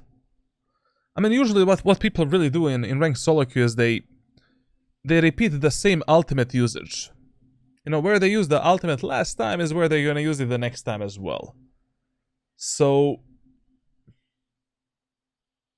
there is a chance that they go A in this round. What do you think about chamber in high elo? It's a good agent, just in high elo, teleport is a bit useless. Like, you will die an enormous amount of times in the middle of the TP if you're using the teleport as a safety tool. And when I say high elo, everything above Immortal 3 200 rank rating plus. Don't pick it, maybe don't pick it. Just Up to Immortal 3 he is a pretty decent, good pick. double. I flash for you if you want. Coming A. So, this gamble of you playing towards A site was thumbs up. Going out. A again, guys. this is really stupid what you're doing right now. I know the enemies can use the ultimate on A right now and destroy your jet. But the problem is also, like, if ISO picks you up right now, no matter what you do in that ISO duel, you're dead as well. Like, it would have been much better if you just kept your location a secret, smoke this for the jet, rotate through the tower, and try to support her as soon as possible. Also, when your teammates are alone on the A side, you have, you know, this setup that allows the jet to isolate solo fights left, right, at the back. We have this setup that allows her to play and stay alive longer while we are rotating onto the bomb site. But taking this fight, by the way, like, you know, this is anyways a nonsense type of peak. You just destroyed the doors. You gave the enemies information where you are. If you're in the enemy team, right now, all of your spidey senses are focused onto this door peak. Am I right? If you are in the enemy, if you are on the attacker side, like, you made a lot of noise, you made the footsteps as well, you cannot peek immediately. You can take this fight if your teammates are taking the fight with the enemies. Or maybe this position, anywhere, like, whatever. But generally speaking, in Valorant, like, what you really want to avoid is enemies know about your presence somewhere, and you instantly take a fight alone. Peek at a random moment of time. Keep your location a secret. Like, you cannot take this fight immediately. And alone. You know? Okay, destroy... Also, I don't know... As I said, like, a much better idea here would have been if you just kept this closed and you just rotate through the tower onto A side. Okay, you want to destroy this and fight the enemies, like, in the Amen area of the map. Destroy it, but relax a bit. You know? Don't peek immediately. Because enemies right now are on the high alert. Like, you can chill a bit, you know? Maybe you can jump spot the enemies to see where they are. Now, you reveal the jet there, wait a bit, 1-2 seconds, and then with a random timing, let's try to fuck up that jet with a peeker's advantage and kill her. But, you know, destroying the doors and instantly doing this, and you're not even ready with your crosshair placement for the fight here, you don't know where the fuck are the enemies, it's just a suicide. Most of the time.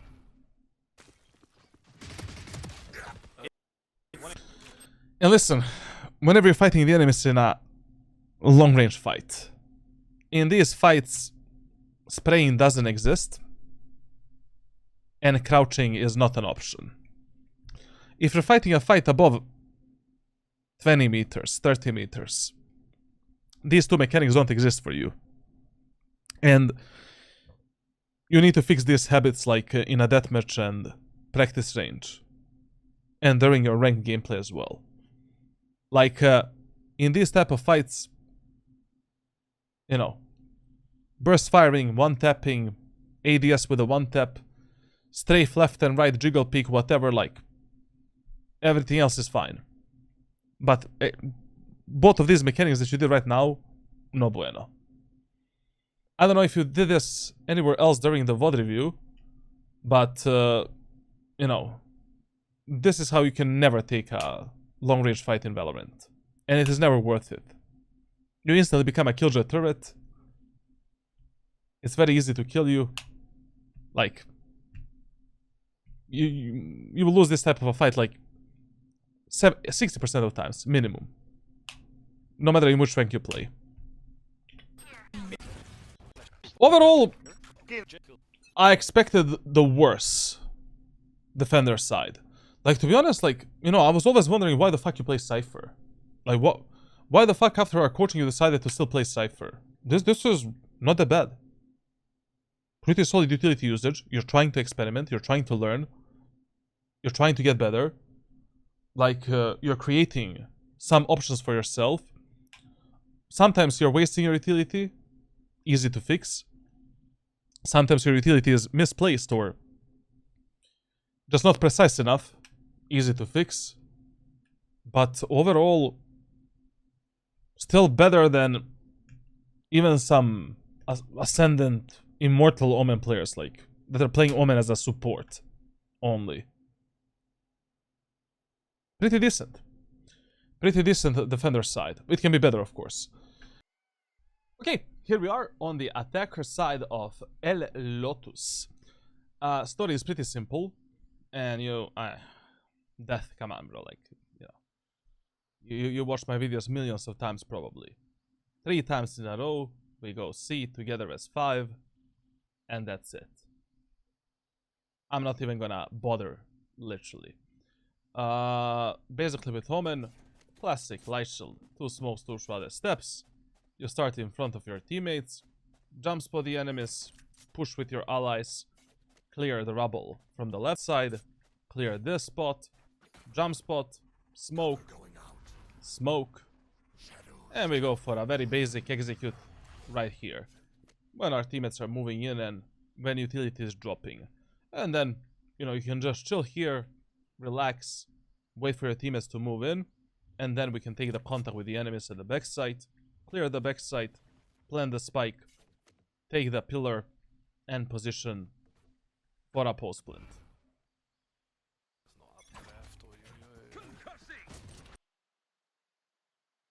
I mean, you can do it as well, like this. ISO here. Behind the...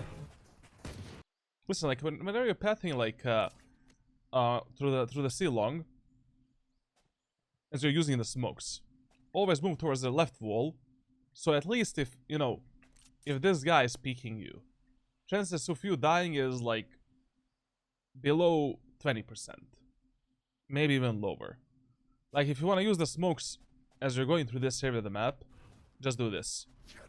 But anyways, you should first check always the whole mound, and then start with the smokes. I have flash, guys. No reason for this setup and this play in the first round. In the first round, you should just do a default smoke setup and try to teleport in the corner that I've showed you right now. No reason for this. You're just gonna fuck up your teammates. Like very rarely, almost never, you're gonna see players playing in the first round here. Anyways, like, you're waiting for your jet to smoke, dash in, you teleport with her, take the site, and that's it. Like, easy peasy. Also, this buy option doesn't exist in the first round. 2 smokes, 2 shrouded steps, classic pistol, light shield. If you want to play with a classic. I mean,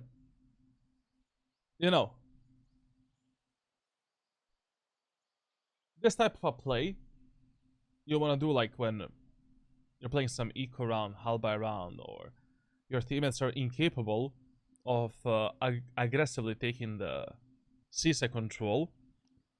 But doing this in the first round is no bueno.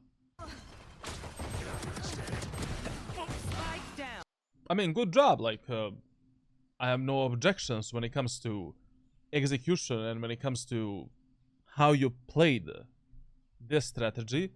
Just absolutely not worth it. Anyways, like, if you just teleport there and enemies are here, you can just bop, like, refrag your teammates. You don't need to gamble this drop in a first round, where maybe one enemy is here, one is there, one is, you don't know where the fuck are the enemies. It's a first round.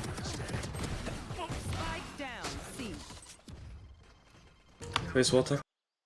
Here, you really need to chill a bit. Like, take the sheriff from the ISO. Like, anyways, you didn't buy a light shield. That sheriff is mega good. right now. Like really, really fucking good. Basically, like that sheriff is our win condition right now, since you don't have a light shield. And anyways, like, you know, you're 2 versus 3, running down with a classic pistol like this in an open area of the map, where you don't have the smoke for the CT. That's just a pure Sudoku. Like, even if Sheriff was not there, like, you know, in this situation, you need to wait for like for your smoke, you know, so we can close the gap with the enemies and maybe try to outplay them. Like right now, you know, even if the sheriff was not there, you go here. If the enemies are pushing through here, easy kills with a classic pistol. Wait for the smoke, and then with that smoke, we can make something happen, you know. But Raise water. running the race down like this.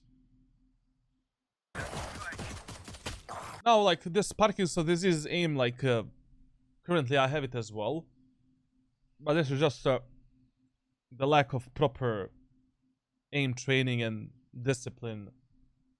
Generally, lack of I don't know if you aim train at all, to be honest. We'll see. Like you know, after this VOD review, I'll share some kind of a training for you so that you don't have a Parkinson's disease aim like I have right now. Last player. That was a quite easy kill. Give me bridge, give me. We go C again. That doesn't matter what happens in the first round. You go C again, and in this round, you can go for some kind of fun, aggressive play that you did in the first round. I need a drop. Talk. Buying a ghost, literally waste of money. Like everything that you bought right now, waste of money. Anyways, your job in this round is to close the gap with the enemies and fight them in a close range, because they might have a bulldog, like with a ghost. Your chances of killing a guy with an outlaw in a medium range, long range, any type of a fight, borderline 0. Yeah, that shorty. You can get all of the utility because we planted the spike. Jump spot the enemies. If the guy is holding you there, do the smoke, TP into smoke, and from this smoke we can close the gap with that enemy and try to make something happen. We also have a paranoia. We cannot just, you know, I don't know, you're gonna pick a guy here with a ghost. Be careful behind. Not Blinding. Blind and dead. Criminal. Cypher here. Shadows traveling. Cover going out. A flash. You can TP in maybe. Yes. Yikes. I mean, this is not corrode, you know. On Lotus, Omen executes are quite precise, quite easy to do. Like, come on, bro. Like, you have a triangle that's A showcasing flash. you. You can TP in maybe. Yes. You have a triangle that is showcasing you where you're teleporting.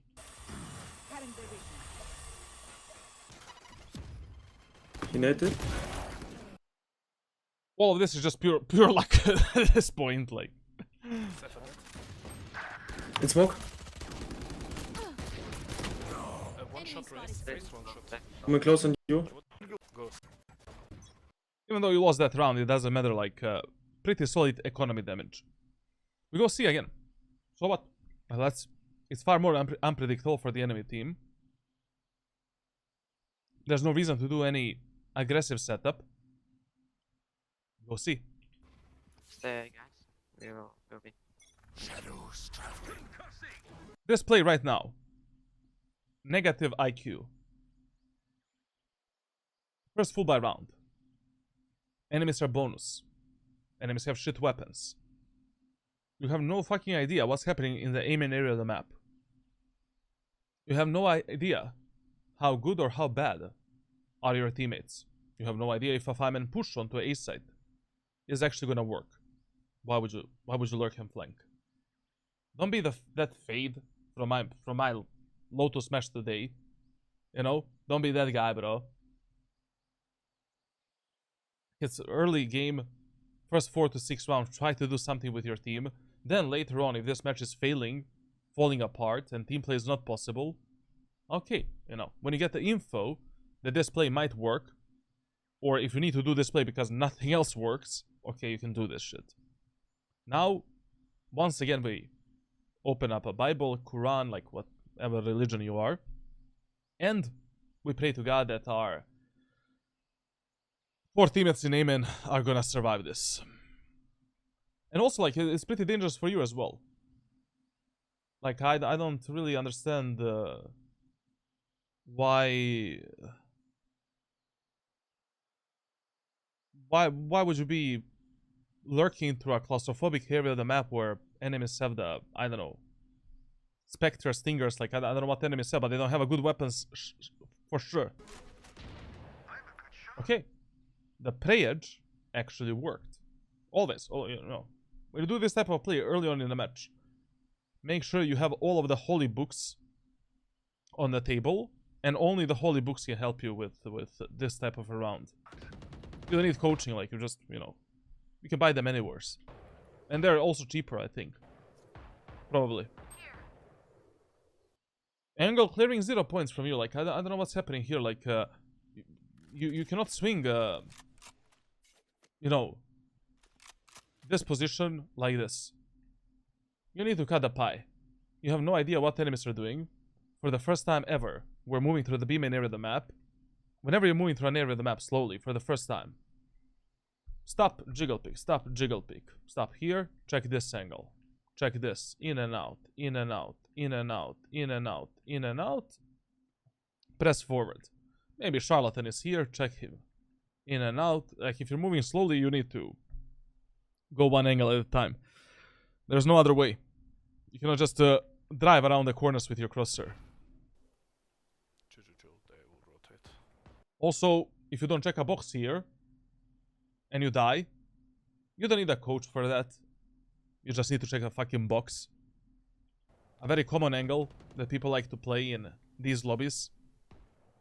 In eco rounds. It's also criminal that your breach also didn't check it, so I really hope we're not gonna die from that. Shadows You can be. Go B, go B. They think they rotated already. Wait. So, listen.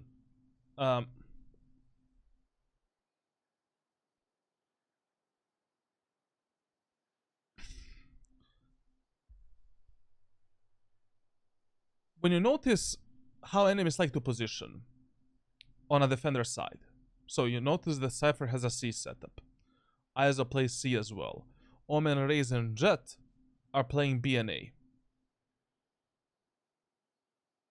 So that is the info that we have from the first 2 rounds. So we are pre-assuming the Cypher still has a C setup. When you already know a basic level of positioning from the enemy team, you also need to ask yourself what a specific role in Valorant or a specific agent likes to do the most, and what is the most common problem of that role. Like, the problem of the Cypher players is that they're doing very late rotations. They're anchoring bomb sets way too much. I mean, generally, Sentinel players. And right now, as you're taking this space, you cannot run. You cannot hold the knife as well in your hands. Like, you still need to play with the pre-assumption that this Cypher is anywhere. But also we have another problem. We have a free site. We have a numbers advantage. We have economy advantage as well. Why the fuck would you do this? Literally no reason. We have a breach, stun, flash, aftershock, your paranoia, Reina, flash, like... We can literally... All 5 of you guys can play from the B main, and you can win this round. Literally. And just spam through the smoke and spam the enemies with utility.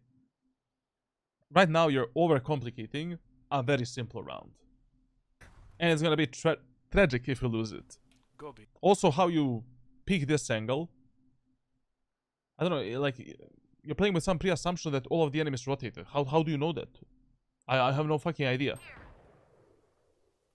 Like, I played this game for 5 years. I watched, like, millions of VOD reviews. They will rotate. What did he see on the minimap? Literally nothing. Literally nothing. You can be. Huh. Okay. You actually saw the cipher on the minimap. Okay. But still, I would not pull out the knife and go through here with a knife. You can go with a gun. But even then, no reason to do this type of play. But I highly doubt he checked, he checked the minimap and he saw the cipher on the minimap and he was like, okay, cipher is not on the C side. There's no fucking way. Go B.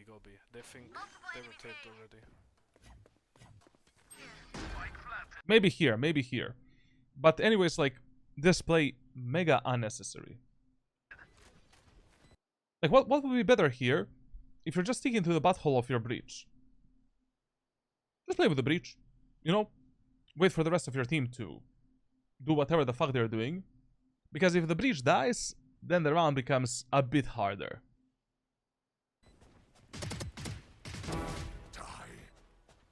I saw his Also, like, you need to have a moment of time where you're like, my job is done.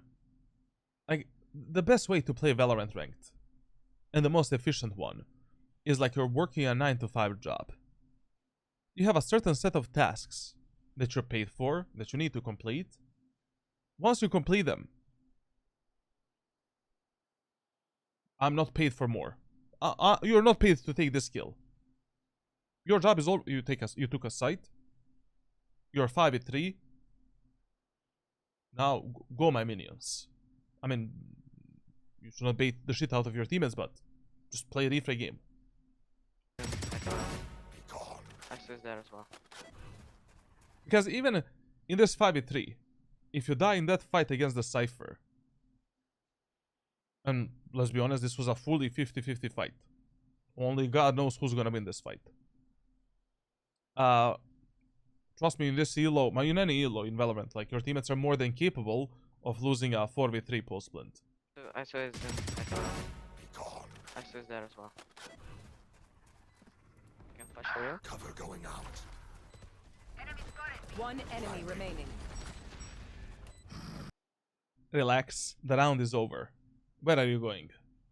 Anyways, like, we talked about this multiple times. Like, in the early stages of the game, always focus on staying alive as much as you can. Like, try to win the rounds with a minimal amount of casualties. Not only you, but also you're trying to preserve the life of your teammates as well. Because I see a lot of the times, like, I don't know, players lose the first 2 rounds, then they play this third bonus round. They're like 5v2, and they're hunting for the frags and kills, and they win the third round with no one alive. Then in the 4th round, you already have a problem with economy. You need to force. You lose that round.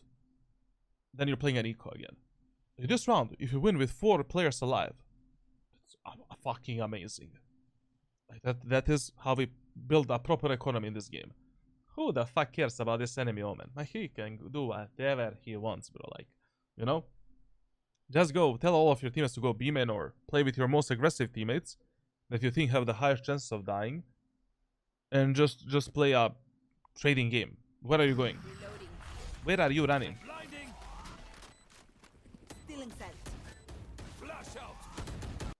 And why are you complicating these type of scenarios so much? You know where is the guy? Your teammates are gonna pick him right now. Where do you wanna teleport? And why? Just take the gun in your hands, come close to this wall. Your teammate takes a fight. You swing with a proper crosshair placement, peeker's advantage, delete the enemy Omen from into the afterlife. And that's it. This is just unnecessary complication that can cost us 3 guns, potentially. And not to mention, like, basically, with Omen, when you're teleporting, crosshair placement is mega important. If your crosshair hits the wall, you will get fucked. Like, you really need to like, pay attention on that. Like, that's really fucking me up right now on Corrode, because I need to practice all of the executes and strats. Like, the map is hell of a time when you're executing B-side, But this type of TP is just, you know, this is easy, bro. Just aim at the ground. I don't know. Good sir, how is this Diamond 3? Just rewind the stream on YouTube. Watch the 4 matches I played today. I'm also asking myself how these players are Immortal 3 and Radiant. This is normal for Diamond 3. Well, Diamond Platinum. This is a average match there, to be honest. Well, do you think Diamond and Platinum players are better than this? This is an average, normal match. Like, that's why it's low elo. I don't want to Diamond 3, like, better. You should not be there for more than, like, 4 months, in my opinion.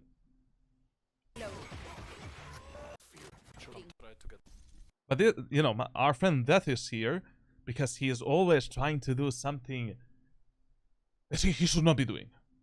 He's just overcomplicating things for no reason. Green Lantern. Brother. 53 months. My bro was here for actually forever. Since closed beta, bro. Is that true? No, it's not closed beta. That's like 60 months. Yeah, that's 60. So the guy came into our chat when I was doing potentially Astra to Radiant in 2021. Potentially. Or maybe I was doing Iron 1 to Radiant with Chamber. Or maybe I was doing Iron 1 to Radiant on NA. But this is crazy, bro. No, it's not. I was doing that in 2021. August, September, and October. No, you were here, like, yeah, it's definitely like, I think it was like, I think it was Astra to Radiant. I think it was Astra to Radiant. Like March, April 2021. I was still in that, my second apartment. I just broke up with my GF at that point, I think, or something like that. I was in depression. I'm just kidding, there's no depression when you break up, like, it's only grind. Shadows. Why are you not willing to play with your teammates?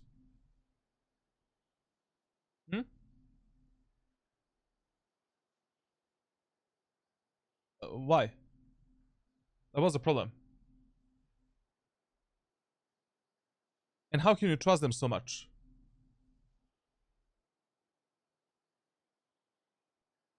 Brother, like, right now, I cannot trust an average Immortal player in Europe. Like, this is how I would maybe play Omen if I'm playing with I don't know, Horcus,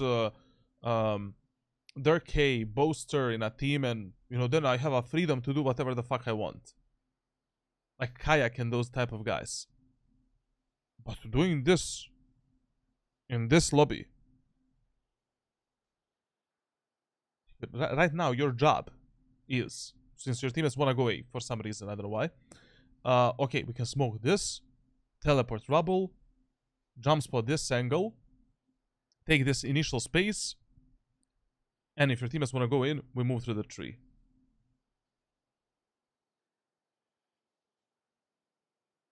You cannot play attack side like this early on. Not to mention that we lost 2 rounds out of the last 3, and this one is very crucial to win. Very important to win. And who the fuck are you smoking now, bro? Like, what the fuck, man? You know when you drop that smoke? So, this smoke that you did right now, you drop this smoke when you or one of your teammates are crossing this line. Your teammates didn't even open the doors. You know? Anyways, the most important smoke on A site is the smoke for the CT. You know? So if this smoke expires, it's just better to re-smoke that position and leave everything else open. And then just with a paranoia, you know, send it onto A site. Who's traveling? Be careful, your spike. No, I'm asking all of this question because he is much smarter than this. Like, I love this guy a lot. Like, we did a coaching, but a long time ago. We didn't really stay in touch. I don't know why. You need to ask me why, because he's always in the streams, actually. Like, he's always in the streams. But he never really abused my anal cavity when it comes to 24/7 support. And I really think that, man, you can do much better than this. You know, you're smart. Maybe you don't have good aim, but you're smart. Smarter than this, at least. Also, like, I really think that Omen is actually good for you. I mean, we did our coaching on Omen. Why are you still playing Cypher? I'll show you the tracker later. Flanking already. This is just pure luck. Like, what you did right now is literally just pure luck. Zero information that the enemies are gonna push to this position. When did the enemies do this? Never. Second problem is, like, this is the first time your teammates are actually going A. Only God knows what's gonna happen right now on the bomb site. There is one good thing right now, and that is we have the ultimate. So right now I would be instantly using my ultimate into the tree and trying to help my teammates on A side. By the tree, so I can actually teleport and commit to the teleport and actually, like, play with my teammates. If he doesn't do that right now, once again, 3 holy books on the table. Let's go.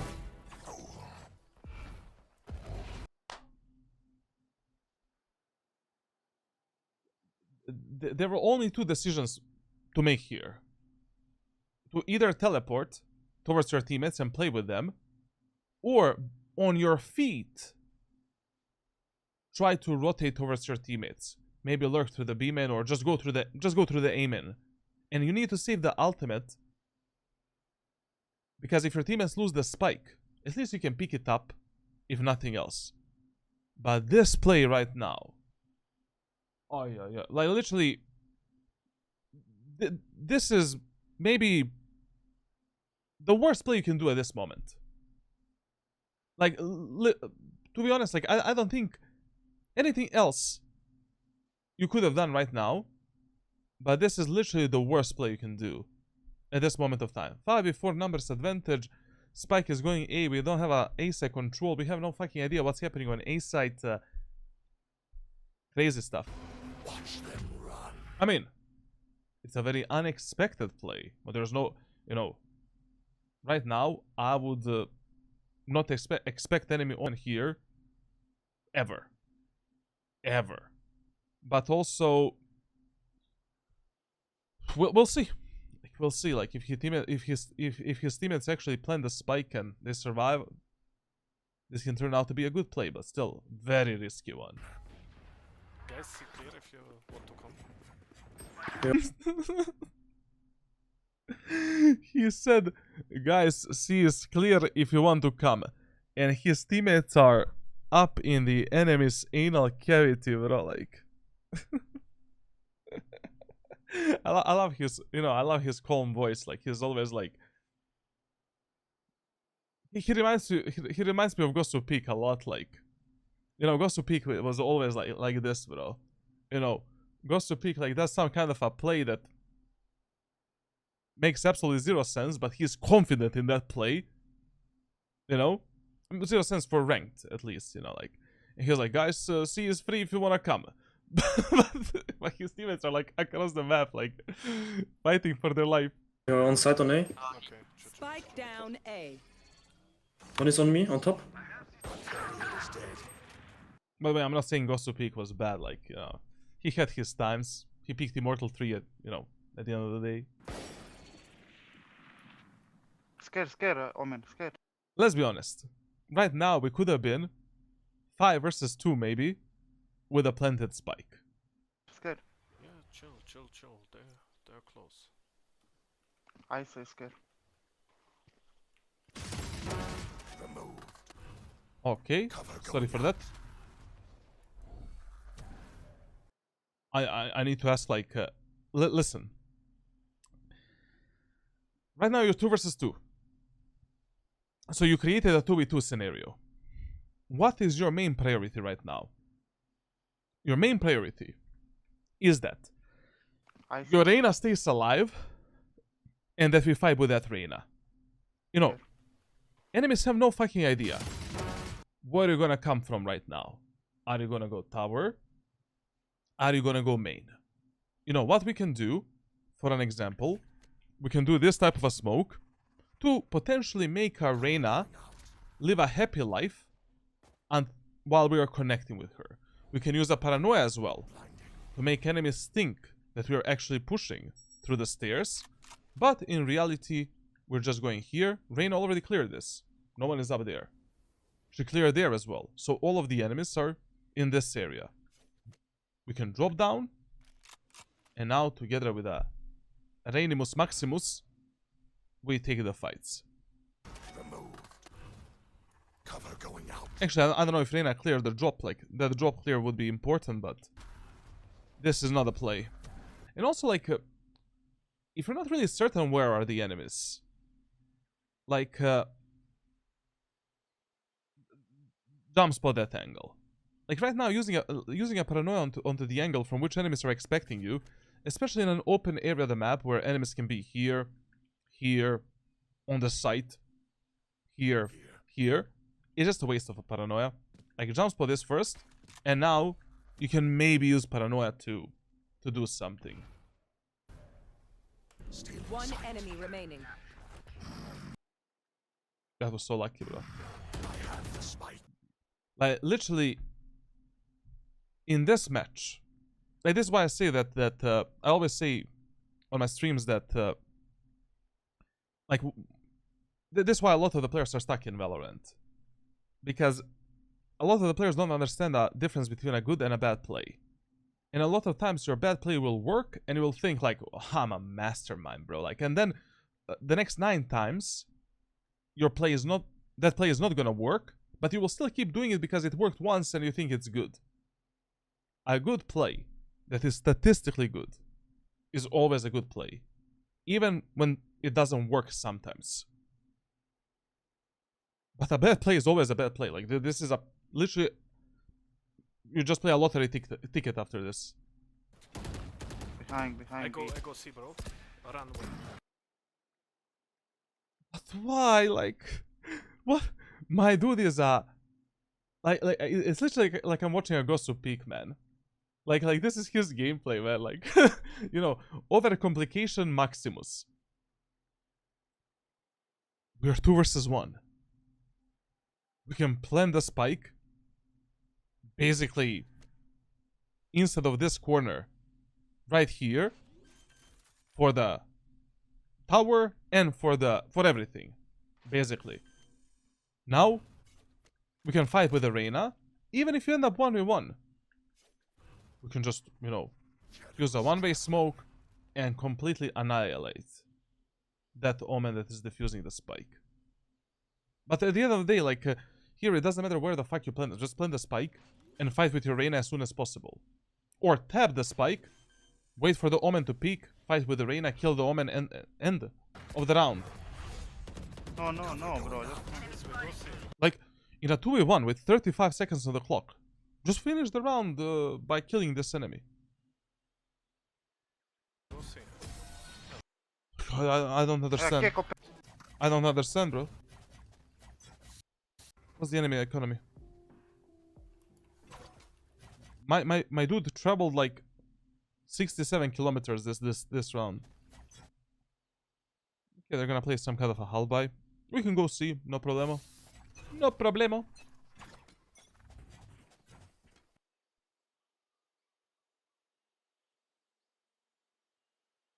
Understand that you just got lucky, bro. You literally just got lucky. 2 rounds. At some point, the luck is gonna expire. You know? And it's not even that good. Like, you won 2 rounds out of 4 by doing random shit, so at some point that luck, like, there's just one very basic rule you should use in Valorant. And that is, whenever enemies are eco or hull buy, on a defender side. Just do a farm and push together somewhere. Where? In the most open area of the map where the enemies cannot fuck you up that much. Or area of the map that is easy to clear. C-set is okay. It's fine. For an example. What happened to Ghost to Peak? Why doesn't he upload anymore? I think he's working some IT job and he quit YouTube. And being a content creator in Valorant is like mega hard and mega not worth it. Like an average content creator in Valorant like doesn't earn anything. Especially from the YouTube views, it's impossible to live. Literally impossible. And from the whatever else you have.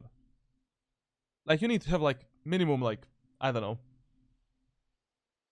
For Valorant like you need to have like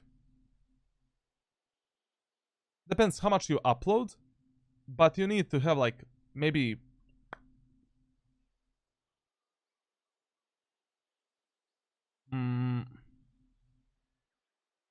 1 million views on YouTube, like around 300-400 subs on Twitch, and 1 sponsor per month to actually be like, okay, this is worth it, you know, like.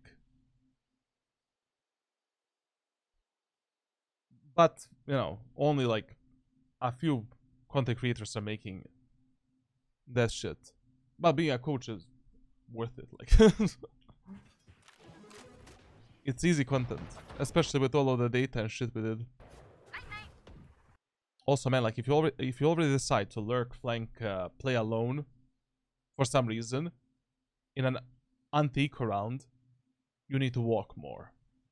Like, how did you make footsteps right now? You have no idea if enemies are beaming. You have no idea if enemies are peeking beaming.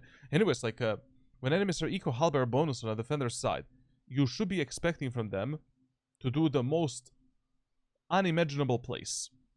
Like basically right now I would be expecting some aggression from the enemies, some change in the pacing, like maybe some aggression or some shotguns in my anal cavity, like. Go, Cypher. Rotating already. Cover going out. Here he's doing fairly good on Valorant. No, I'm not talking about those type of guys. Like here he's like top 1%. Like 99% of Valorant content creators, okay, yeah, 99, are not making, are kind of wasting time, in my opinion, because they're definitely not making enough money to actually save the money and invest into something else. Like you need to be pulling up like, I don't know, like doing 4 videos per month that can do like 100,000 to 200,000 views, plus merch, plus like, I don't know, because content is mega dry. The game is also falling in popularity, and also YouTube doesn't pay you good money like in terms of CPM. It's mega low compared to, I don't know, being Hassan Piker or Asmongold talking about some random topics and politics. Stealing sight. Your plans are out of my comprehension. I'm too dumb. I'm too stupid to understand this. And yeah. I just don't understand. I literally just don't understand. Like, why do you complicate simple rounds? And why do you complicate simple scenarios and situations? Like in this match, if you just had 20% better team play, and if you just played with your team, this match is already over. I guarantee you would have won 4 out of the first 5 rounds and the match is already over. And if we didn't do that stupid, you know, in the first round we did like a one-way smoke, teleport in the smoke, like no reason to do it.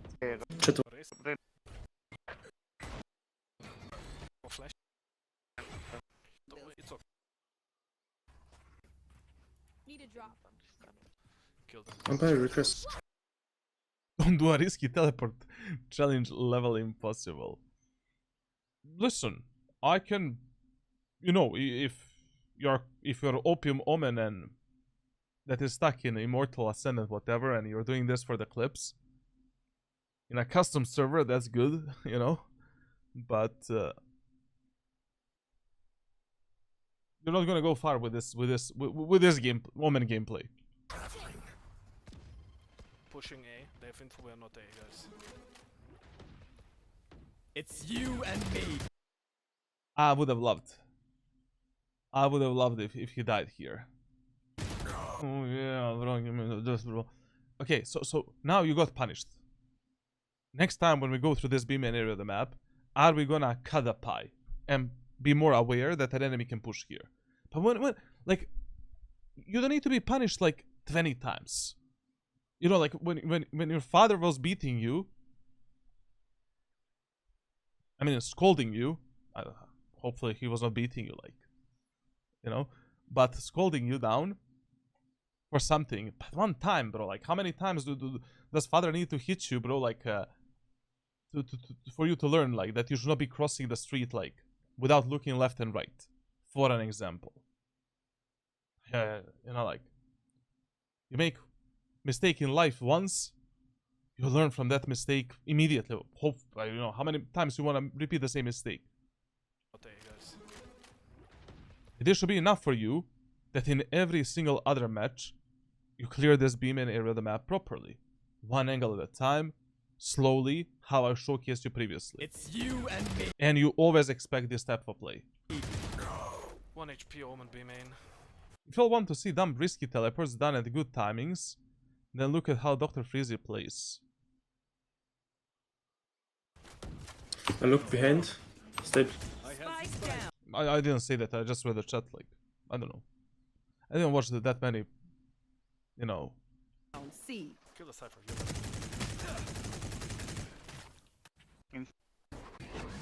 So, you're trusting this chamber to push the ceiling area of the map. Cypher. You said 1 HP, really? 1 HP. Request. It's you and me. 1 HP Omen B main.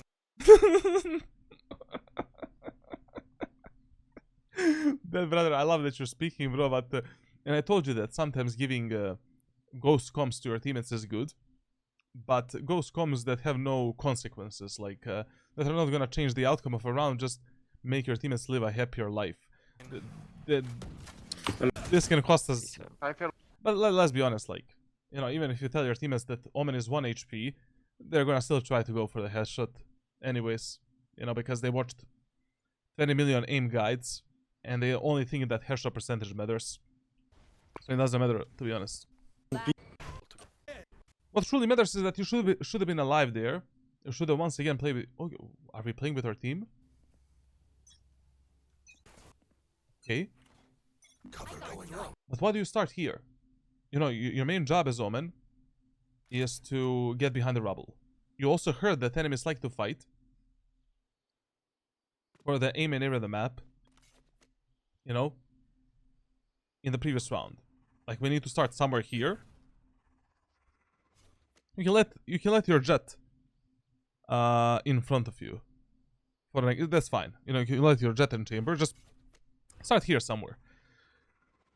Smoke, teleport, jump spot, and ready to fight.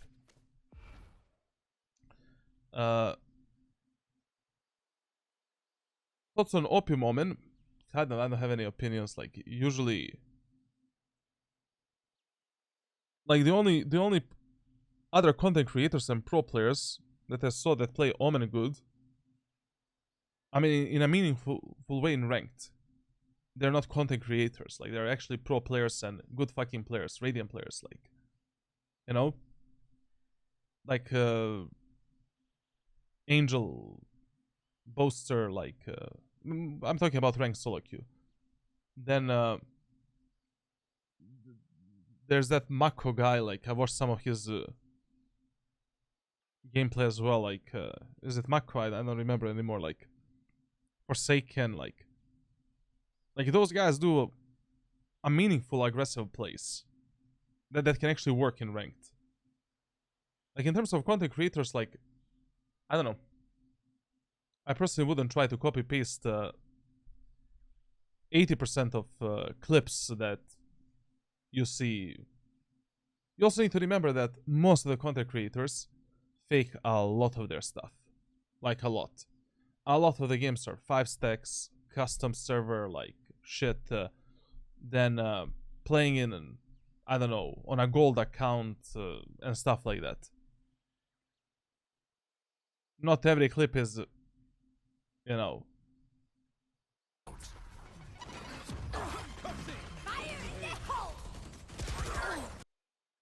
This play, as I said, like, it's good, but you need to be faster with you need to be faster with the teleport, man. Like, you cannot be this late. Because already here, at this moment of time, you should be behind the rubble. And ready for this fight with the jet. And also, like, if the jet, you know, dashes into you, you can also paranoid her, take a kill, and that's it. Why not? Anyways, because you heard, like, the guys here, like, I don't know. Standing. Spike down A. You cannot be this late for the rubble TP.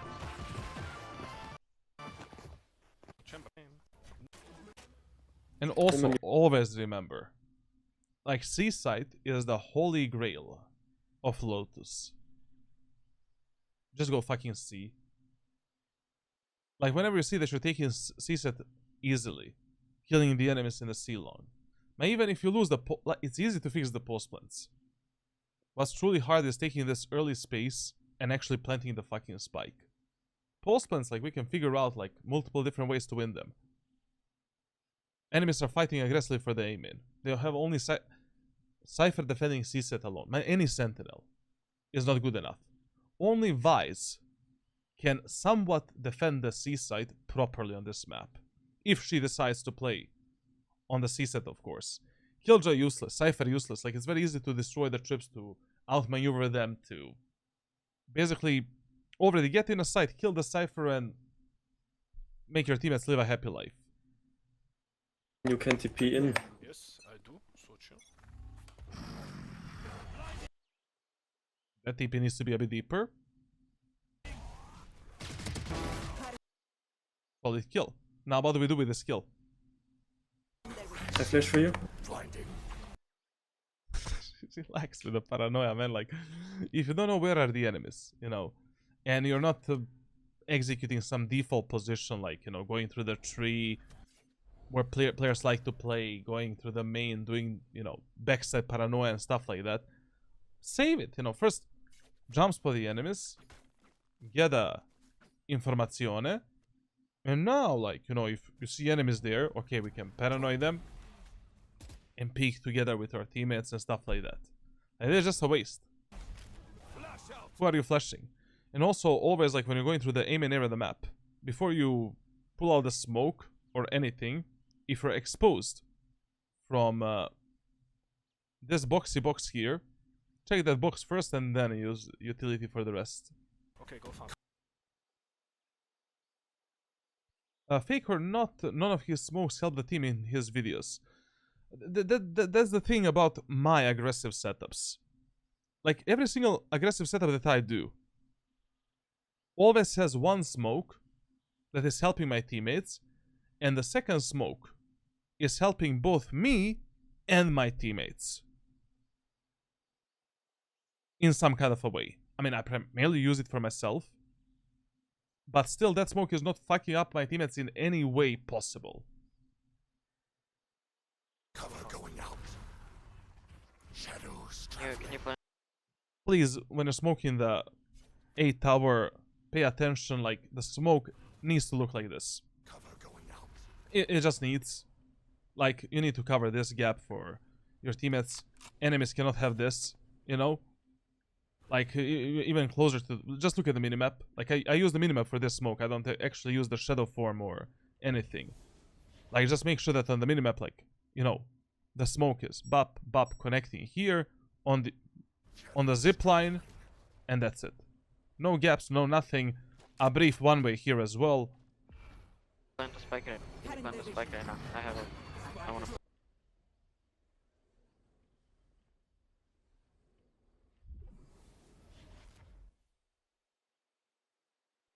You have 3 teammates going through the doors. Why do you need to fake anything? Like, and who are you gonna fake? Yo, no, nobody checked that. Nobody checked behind the tree, man. Plus, you have only one shrouded step. You know, wouldn't it be better if we save that shrouded step to actually do the only execute, default execute we have on the C side, which is literally doing this, and now taking this position to fight the enemies together with allies and allow them to take space. You have a lot of like a lot of wasted utility or just meaningless utility usage. Get some info first and then like, you know, use your abilities. Like, don't just throw it because for the sake of throwing it. Who is, in your opinion, the best or better Jet player, pro, or content creator? I'm not good at... I'm not... maybe I'm still a good Jet player. Like, I didn't play Jet for a long time. But in terms of Jet... I don't know. I have a... General, brother, like, I have a list where I wrote down all of the names. Like, I'm probably gonna release that list soon on my Discord. Like, and you'll see it. Like, I don't know. Dirk was good on Jet, like, and even when he plays her in ranked, like, it's pretty meaningful from the VODs that I've watched.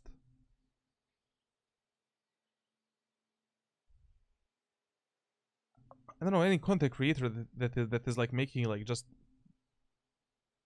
Jet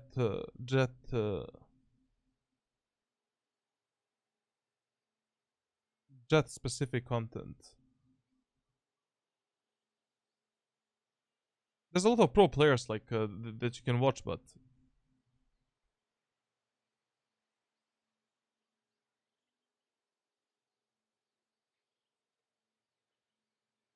I don't know. I'll just find the list later. No charges. No charges. Now listen, like when you're spacing, this is the first time I saw you spacing onto the bomb site, ever.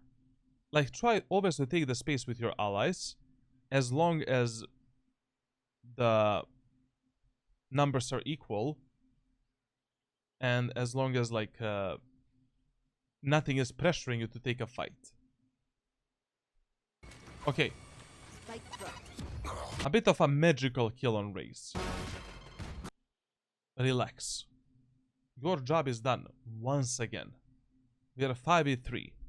All you need to do right now is be annoying for the enemy team, stay in this position, and just be ready to play a refrag game with your allies. By being in this spot, you're allowing your teammates to safely enter the site and to always have a refrag potential on both of these corridors. You doing this is an absolute suicide. With 12 HP. Like, and there's absolute, like, you're complicating your rounds so much. It's literally like I'm watching some random Valorant YouTube content creator, like, trying to hit some crazy clips, rather than watching a player that actually wants to win a match and get better in this game. Senna for Jet. When did...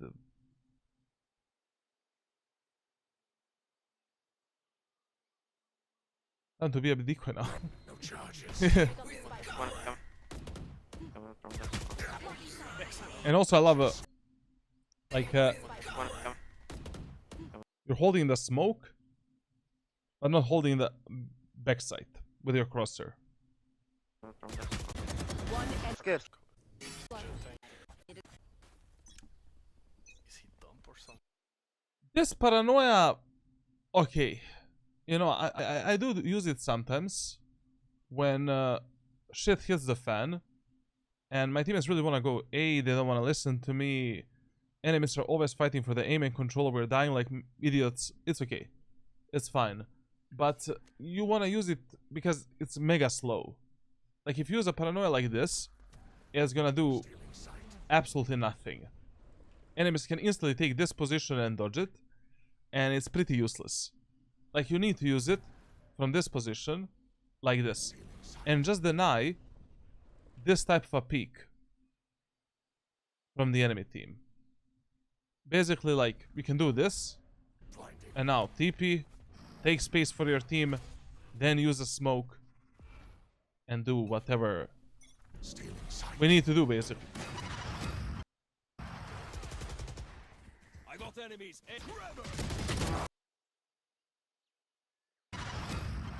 Relax. Like, once you take a rubble, if enemies are not pressuring you with some utility, like a Molotov, a nade, aftershock, something, you can chill. Wait for your teammates to come out, wait for them to pick up first contact, jump spot the enemies from here, get the information for your crosshair, and for your next peek. Because if you see one enemy, you can maybe go for a crouch peek, Ferrari peek. If you see two enemies, you need to jiggle a bit in and out. You cannot really swing two enemies in a 1v2 fight and expect to win it. You have breach as well, stun, flash, aftershock, ultimate.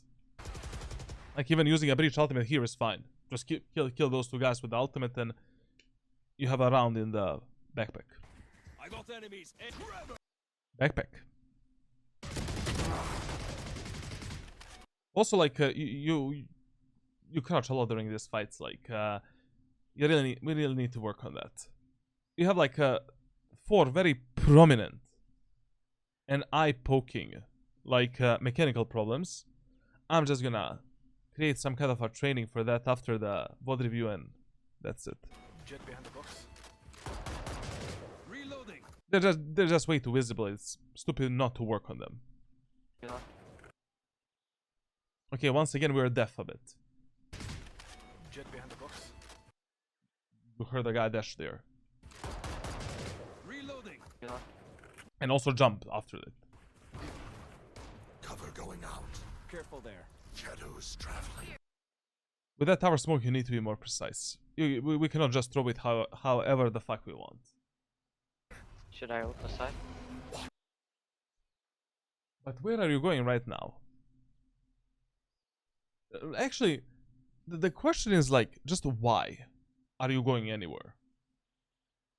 We are 5v4. Enemy jet is half HP.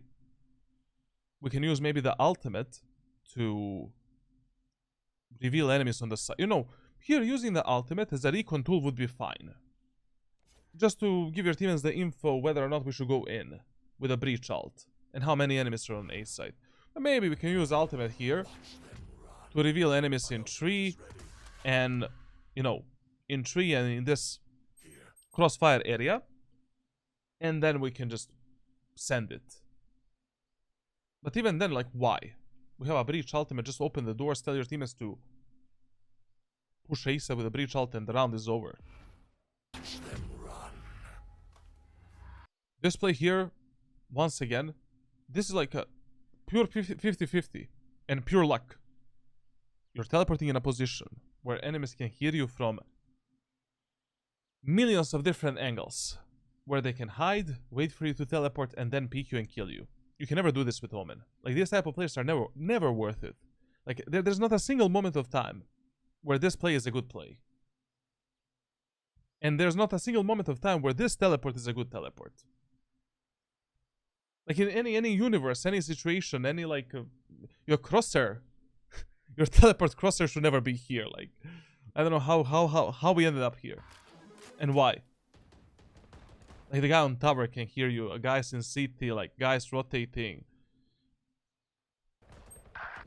Guys from the B-man can see you, like, crazy stuff. And this is your problem, like, don't peek. What don't peek?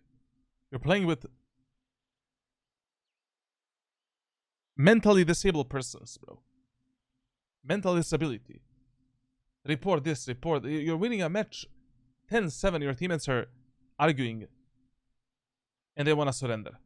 I think on 10-7 your breach said FF. You think these guys are not gonna peek? They play Valorant because they wanna end their life sooner. I truly believe like 50% of Valorant players are like, what the fuck, bro? I have flank. In game, of course. You got nothing. Just play with your team. Just go with them. Why are you separating so much when you make numbers? A jet one. Ban my. Oh, he used the ultimate there. Anyways, like, if you have a breach ultimate, just send it C. Just send it C. Like, I never saw in my life, in ranked solo queue. Like, first of all, CSAT should always be your number one priority on the attacker's side. It is the side that is least guarded. Side that players think that this bomb site can be defended with one Sentinel. No, that Sentinel cannot defend the site. That Sentinel can maybe get a kill and delay the execute a bit, but this guy, there's no fucking way he can defend the site alone. It's impossible.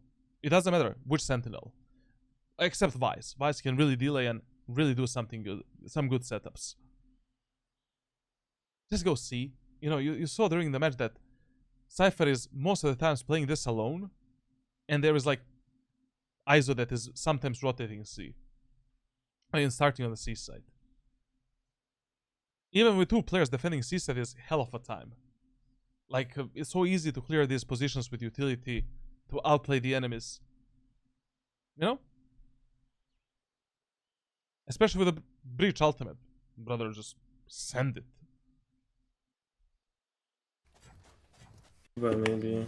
Buy, it's fine, bro. No worries. If you want to full buy full. It's okay. Who will I spot first? Okay, like, I mean, here, we're saving. I will try to help Chamber. Maybe we can get some info. Shadows traveling.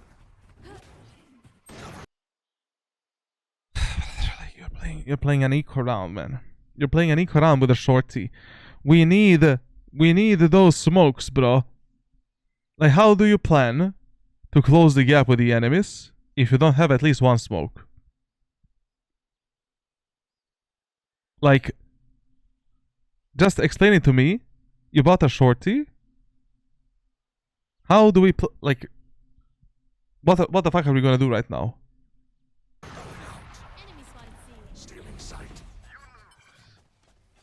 Operator on C.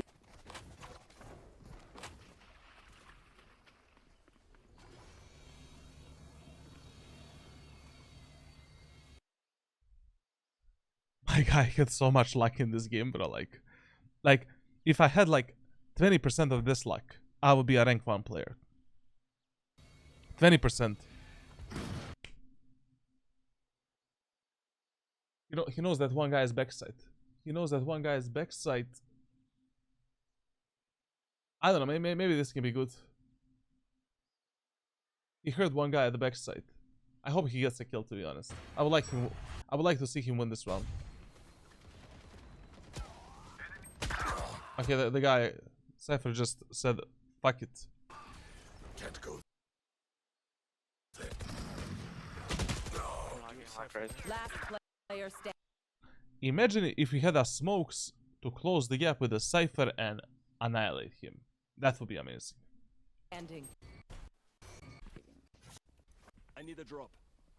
Tac tac. Spikes here. Blind. Pretty useless paranoia. Different angle. Shadows traveling.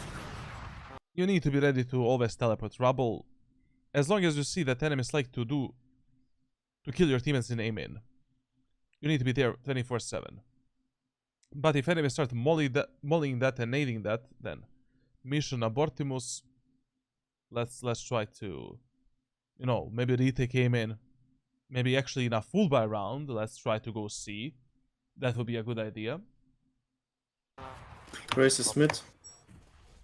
Oh, Omen teleported somewhere. Please, like, don't be in the shadow form until the moment of time where you clear this boxy box here. This boxy box, very Important. Cover going out.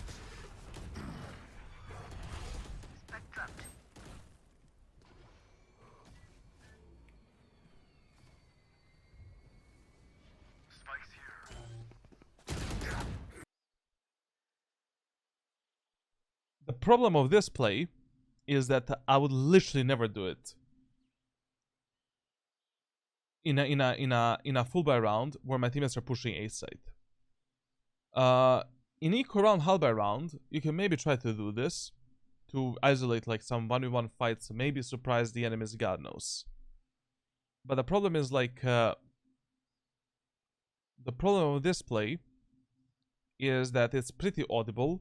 Like, I mean, the first guess that an average player is gonna have when they hear a teleport like this is that you're going into the CT smoke. It is always much better, even if you just teleport here, just focus on sight. Focus on playing with your allies. Unless you're in some terrible numbers disadvantage and there is nothing better for you to do right now. Anyways, like 90% of your executes onto ace should be done through the tree. Like, we should take the tree control first. We need this. And then we move in. Like here, even if you take these 2 kills and your teammates decide to do this, if there's still two enemies on the bomb site, your teammates are just fucked. At this rank, like, I don't believe that your teammates are gonna clear.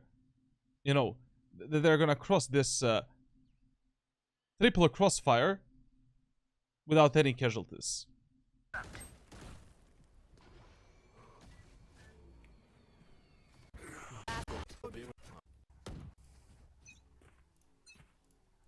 Cover get-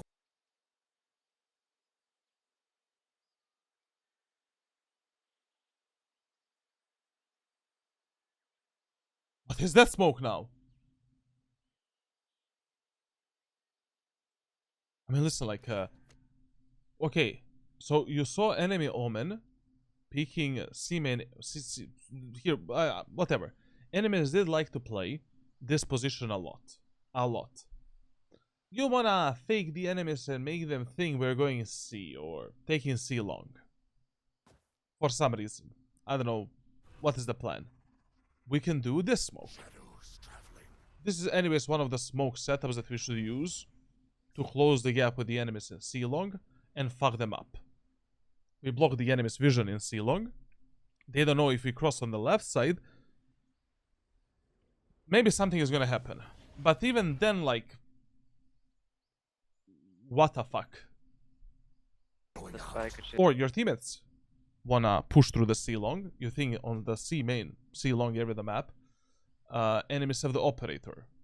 Give them this smoke that we just talked about. But this smoke that you did right now, it's mega dangerous as well. Like, you did it like a default smoke. Enemies can just play behind it. Ba ba boo ba ba ba. Was I don't know what Yeah, what someone like smoking what here. the fuck. Reloading. I love how there is not a like, this is something that should never happen in your game. Like, there can never be a moment of time where you play Lotus and there's not a single full buy round where you don't try a 5-man push on B. The thing about true stretch resolution in Valorant, it's really a personal preference. I just test it out. If it works for you, if you think you play better, that's it. It doesn't matter that much. Blinding. Reloading. Shadows traveling. I flash you. I flash you. Blocking sight. Don't peek. Okay, so on B site, you literally have only one position where you teleport 24/7. When you have a default setup, you know, smoke, smoke, smoke, paranoia, and that is here. 24/7 with TP here. There's never a moment of time where you teleport here or here. Literally never. Not a single round, single scenario, never. Like this and this position are the only two positions where you TP on B side, depending what type of a smoke setup you have, and flash setup and stuff like that. On C side, you know, we go up, we go here, we can go behind the enemies, like depending on the smoke setup. But 90% of times in a default setup, you TP here and up there. When you're pushing A, 90% of times in a default setup, you're teleporting here and you're teleporting here. Nothing else exists. I mean, everything else is just a 50-50 gamble nonsense. How many gifted subs that he's gonna die from the A-Link? Peek mid TB. His team has died. Anyways.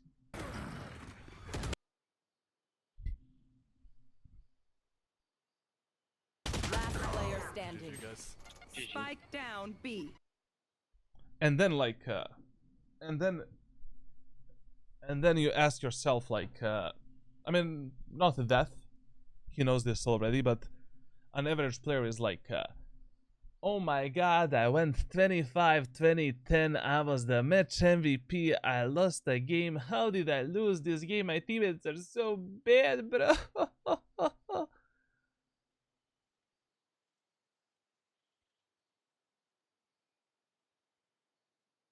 This is a very, very good VOD review, to be honest. Like, this is an average representation of I'm not talking about death, like, just generally, like, players that are crying about the game.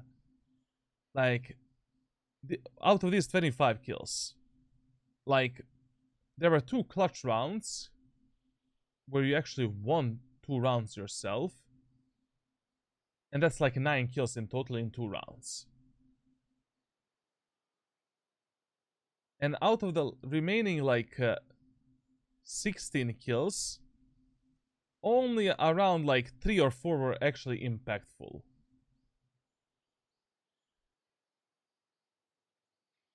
Your main problem is like you need to follow a much better path. Like, you really need to go back a bit, revise and relearn all of the tips, rules, strategies and tactics that we talked about a few years ago. And for the beginning, it would be great if you are trying to replicate my ranked playbook, and then after you replicate that, then like start figuring your own stuff and these random plays that you're doing, because this is way too random, bro. Like, way too random. Crazy stuff. I want to see his tracker now. You know, considering like it's a rank reset, you know, guys, relax. Like, he didn't play for a long time. He's still playing against, I don't know, the X. What the fuck? How do the enemies have a bronze guy, bro? What the fuck? The guy went from platinum to bronze. Hello?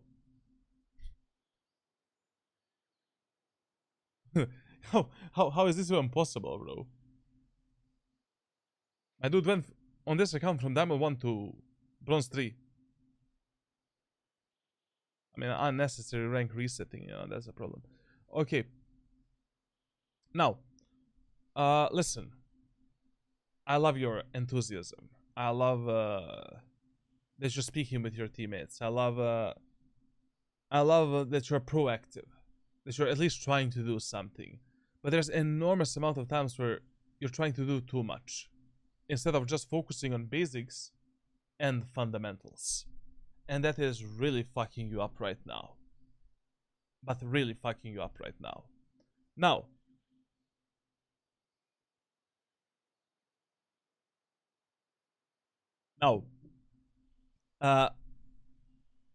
with these stats here, like, you should be able to have 60% win rate. Now, why don't you have a 60% and above win rate? Because you are dying so many times doing some random shit that I told you probably 20 times that you should never do. And you have so many of these unnecessary deaths, unnecessary plays, over aggression that doesn't make sense. Respect the numbers. Try to play a team play. Try to play a refray game. Especially, you know, you went from Diamond 3 to Gold 3. Right now, Valorant is counting your real rank and MMR as well when they're connecting you in matchmaking. Only fucking God knows who you're gonna play with and against. And you really need to get in every match like your teammates are just toddlers. You need to babysit them more. Like your team play and overall impact can be much better. Like much better. Now, another tip I need to give you. Stop with this feeling, bro. Like stop, what are these games? In Valorant, it is always better to become a master of something rather than becoming a jack of all trades. Like one tricking in Valorant is like the best way to rank up. There's no other better way. There's so many agents, so many abilities, so many situations. Like basically, you know, with Omen, you end up on one bomb site in a 1v1 against one enemy. There's already like 2-3 different ways how you can play that 1v1. Then there is a second agent, third agent, fourth agent, fifth agent. Is the spike planted here or there? What type of utility I have? What type of gun I have? What type of gun enemies have? It's very hard to build a good decision making if, you know, one match you're gonna play Viper, Deadlock, Vice, Veilake, Sky, and shit. Like this is just like what the fuck is this? Like you lost so many games for no reason. This as well. Listen, man. Like I would just repeat what we were talking about a few. It was a year ago, I think, or something like that. You're coming back. You know. I don't see like why would you suffer so much, man? Like. Also, like, I think Omen works great for you. I think you just need to build some kind of a playbook for yourself and practice for from these playbooks, and you'll be good.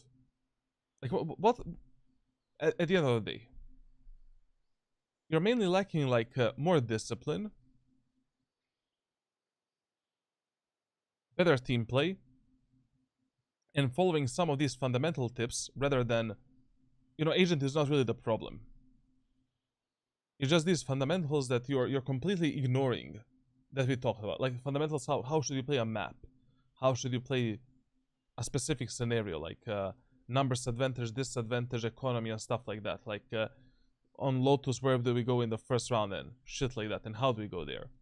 Like as much as I'm concerned, like you can just spam ISO as well. It's not gonna make any difference, essentially. But I really see a huge potential in you when it comes to Omen. Like, you're not afraid to be aggressive. You're not afraid to get in, you know, dirty, essentially, for your team. But you need to just, you know, have a bit better balance when to go for these plays. You have my 24/7 support. Like, abuse me, man. Like, you know, we can discuss so many of these scenarios and cover literally everything for you. Also, I don't know, I would just drop Cypher at this point, like, fuck this shit, to be honest, like.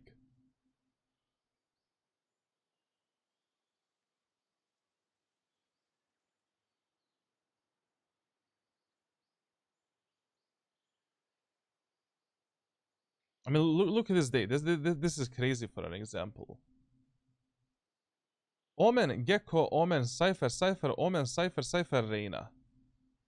So, basically, this day, you change your playstyle 4 times in 4 matches. Because all 4 of these agents have a completely different playstyle and mindset that you should use to win the games in ranked solo queue. Like, it's impossible to build any level of consistency if you're gonna do this. Here as well, like. But okay, we have a killjoy, I guess, like.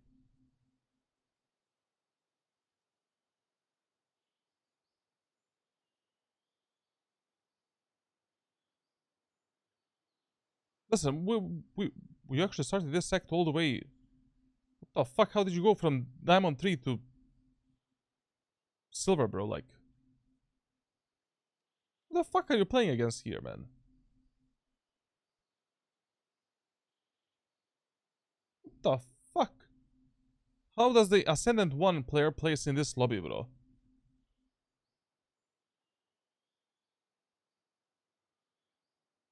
Oh, Valorant matchmaking is sometimes crazy. But what is even more crazy is you, to be honest. Like, listen, I'm not gonna drag it too much in this VOD review. Like, just tomorrow I'm gonna share with you like some new aim training, some new plan, some new general training as well. And I would really like if you just stick to one playstyle and one role. I don't care if it is the Omen, ISO, Cypher, whatever you have fun with at this moment of time. Because, like, you need to go back a bit. Like, we need to focus more on these fundamentals of team play, refray game, clearing angles, like when to be aggressive, when to be passive, like, and stuff like that. Also, map awareness is not Gucci as well.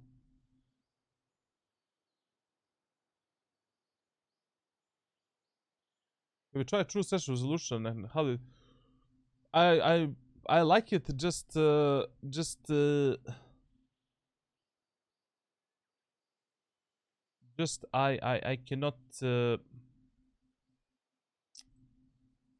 I cannot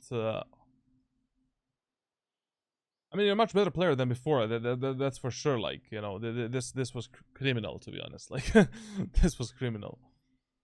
Like, you're actually putting the numbers against the X Ascendants and Diamonds, and that's good. But I like it. It's just I cannot hold some of these tight pixel angles. Players are moving way too fast on the screen. Like, when it's too stretched, I don't know how tight I should hold them.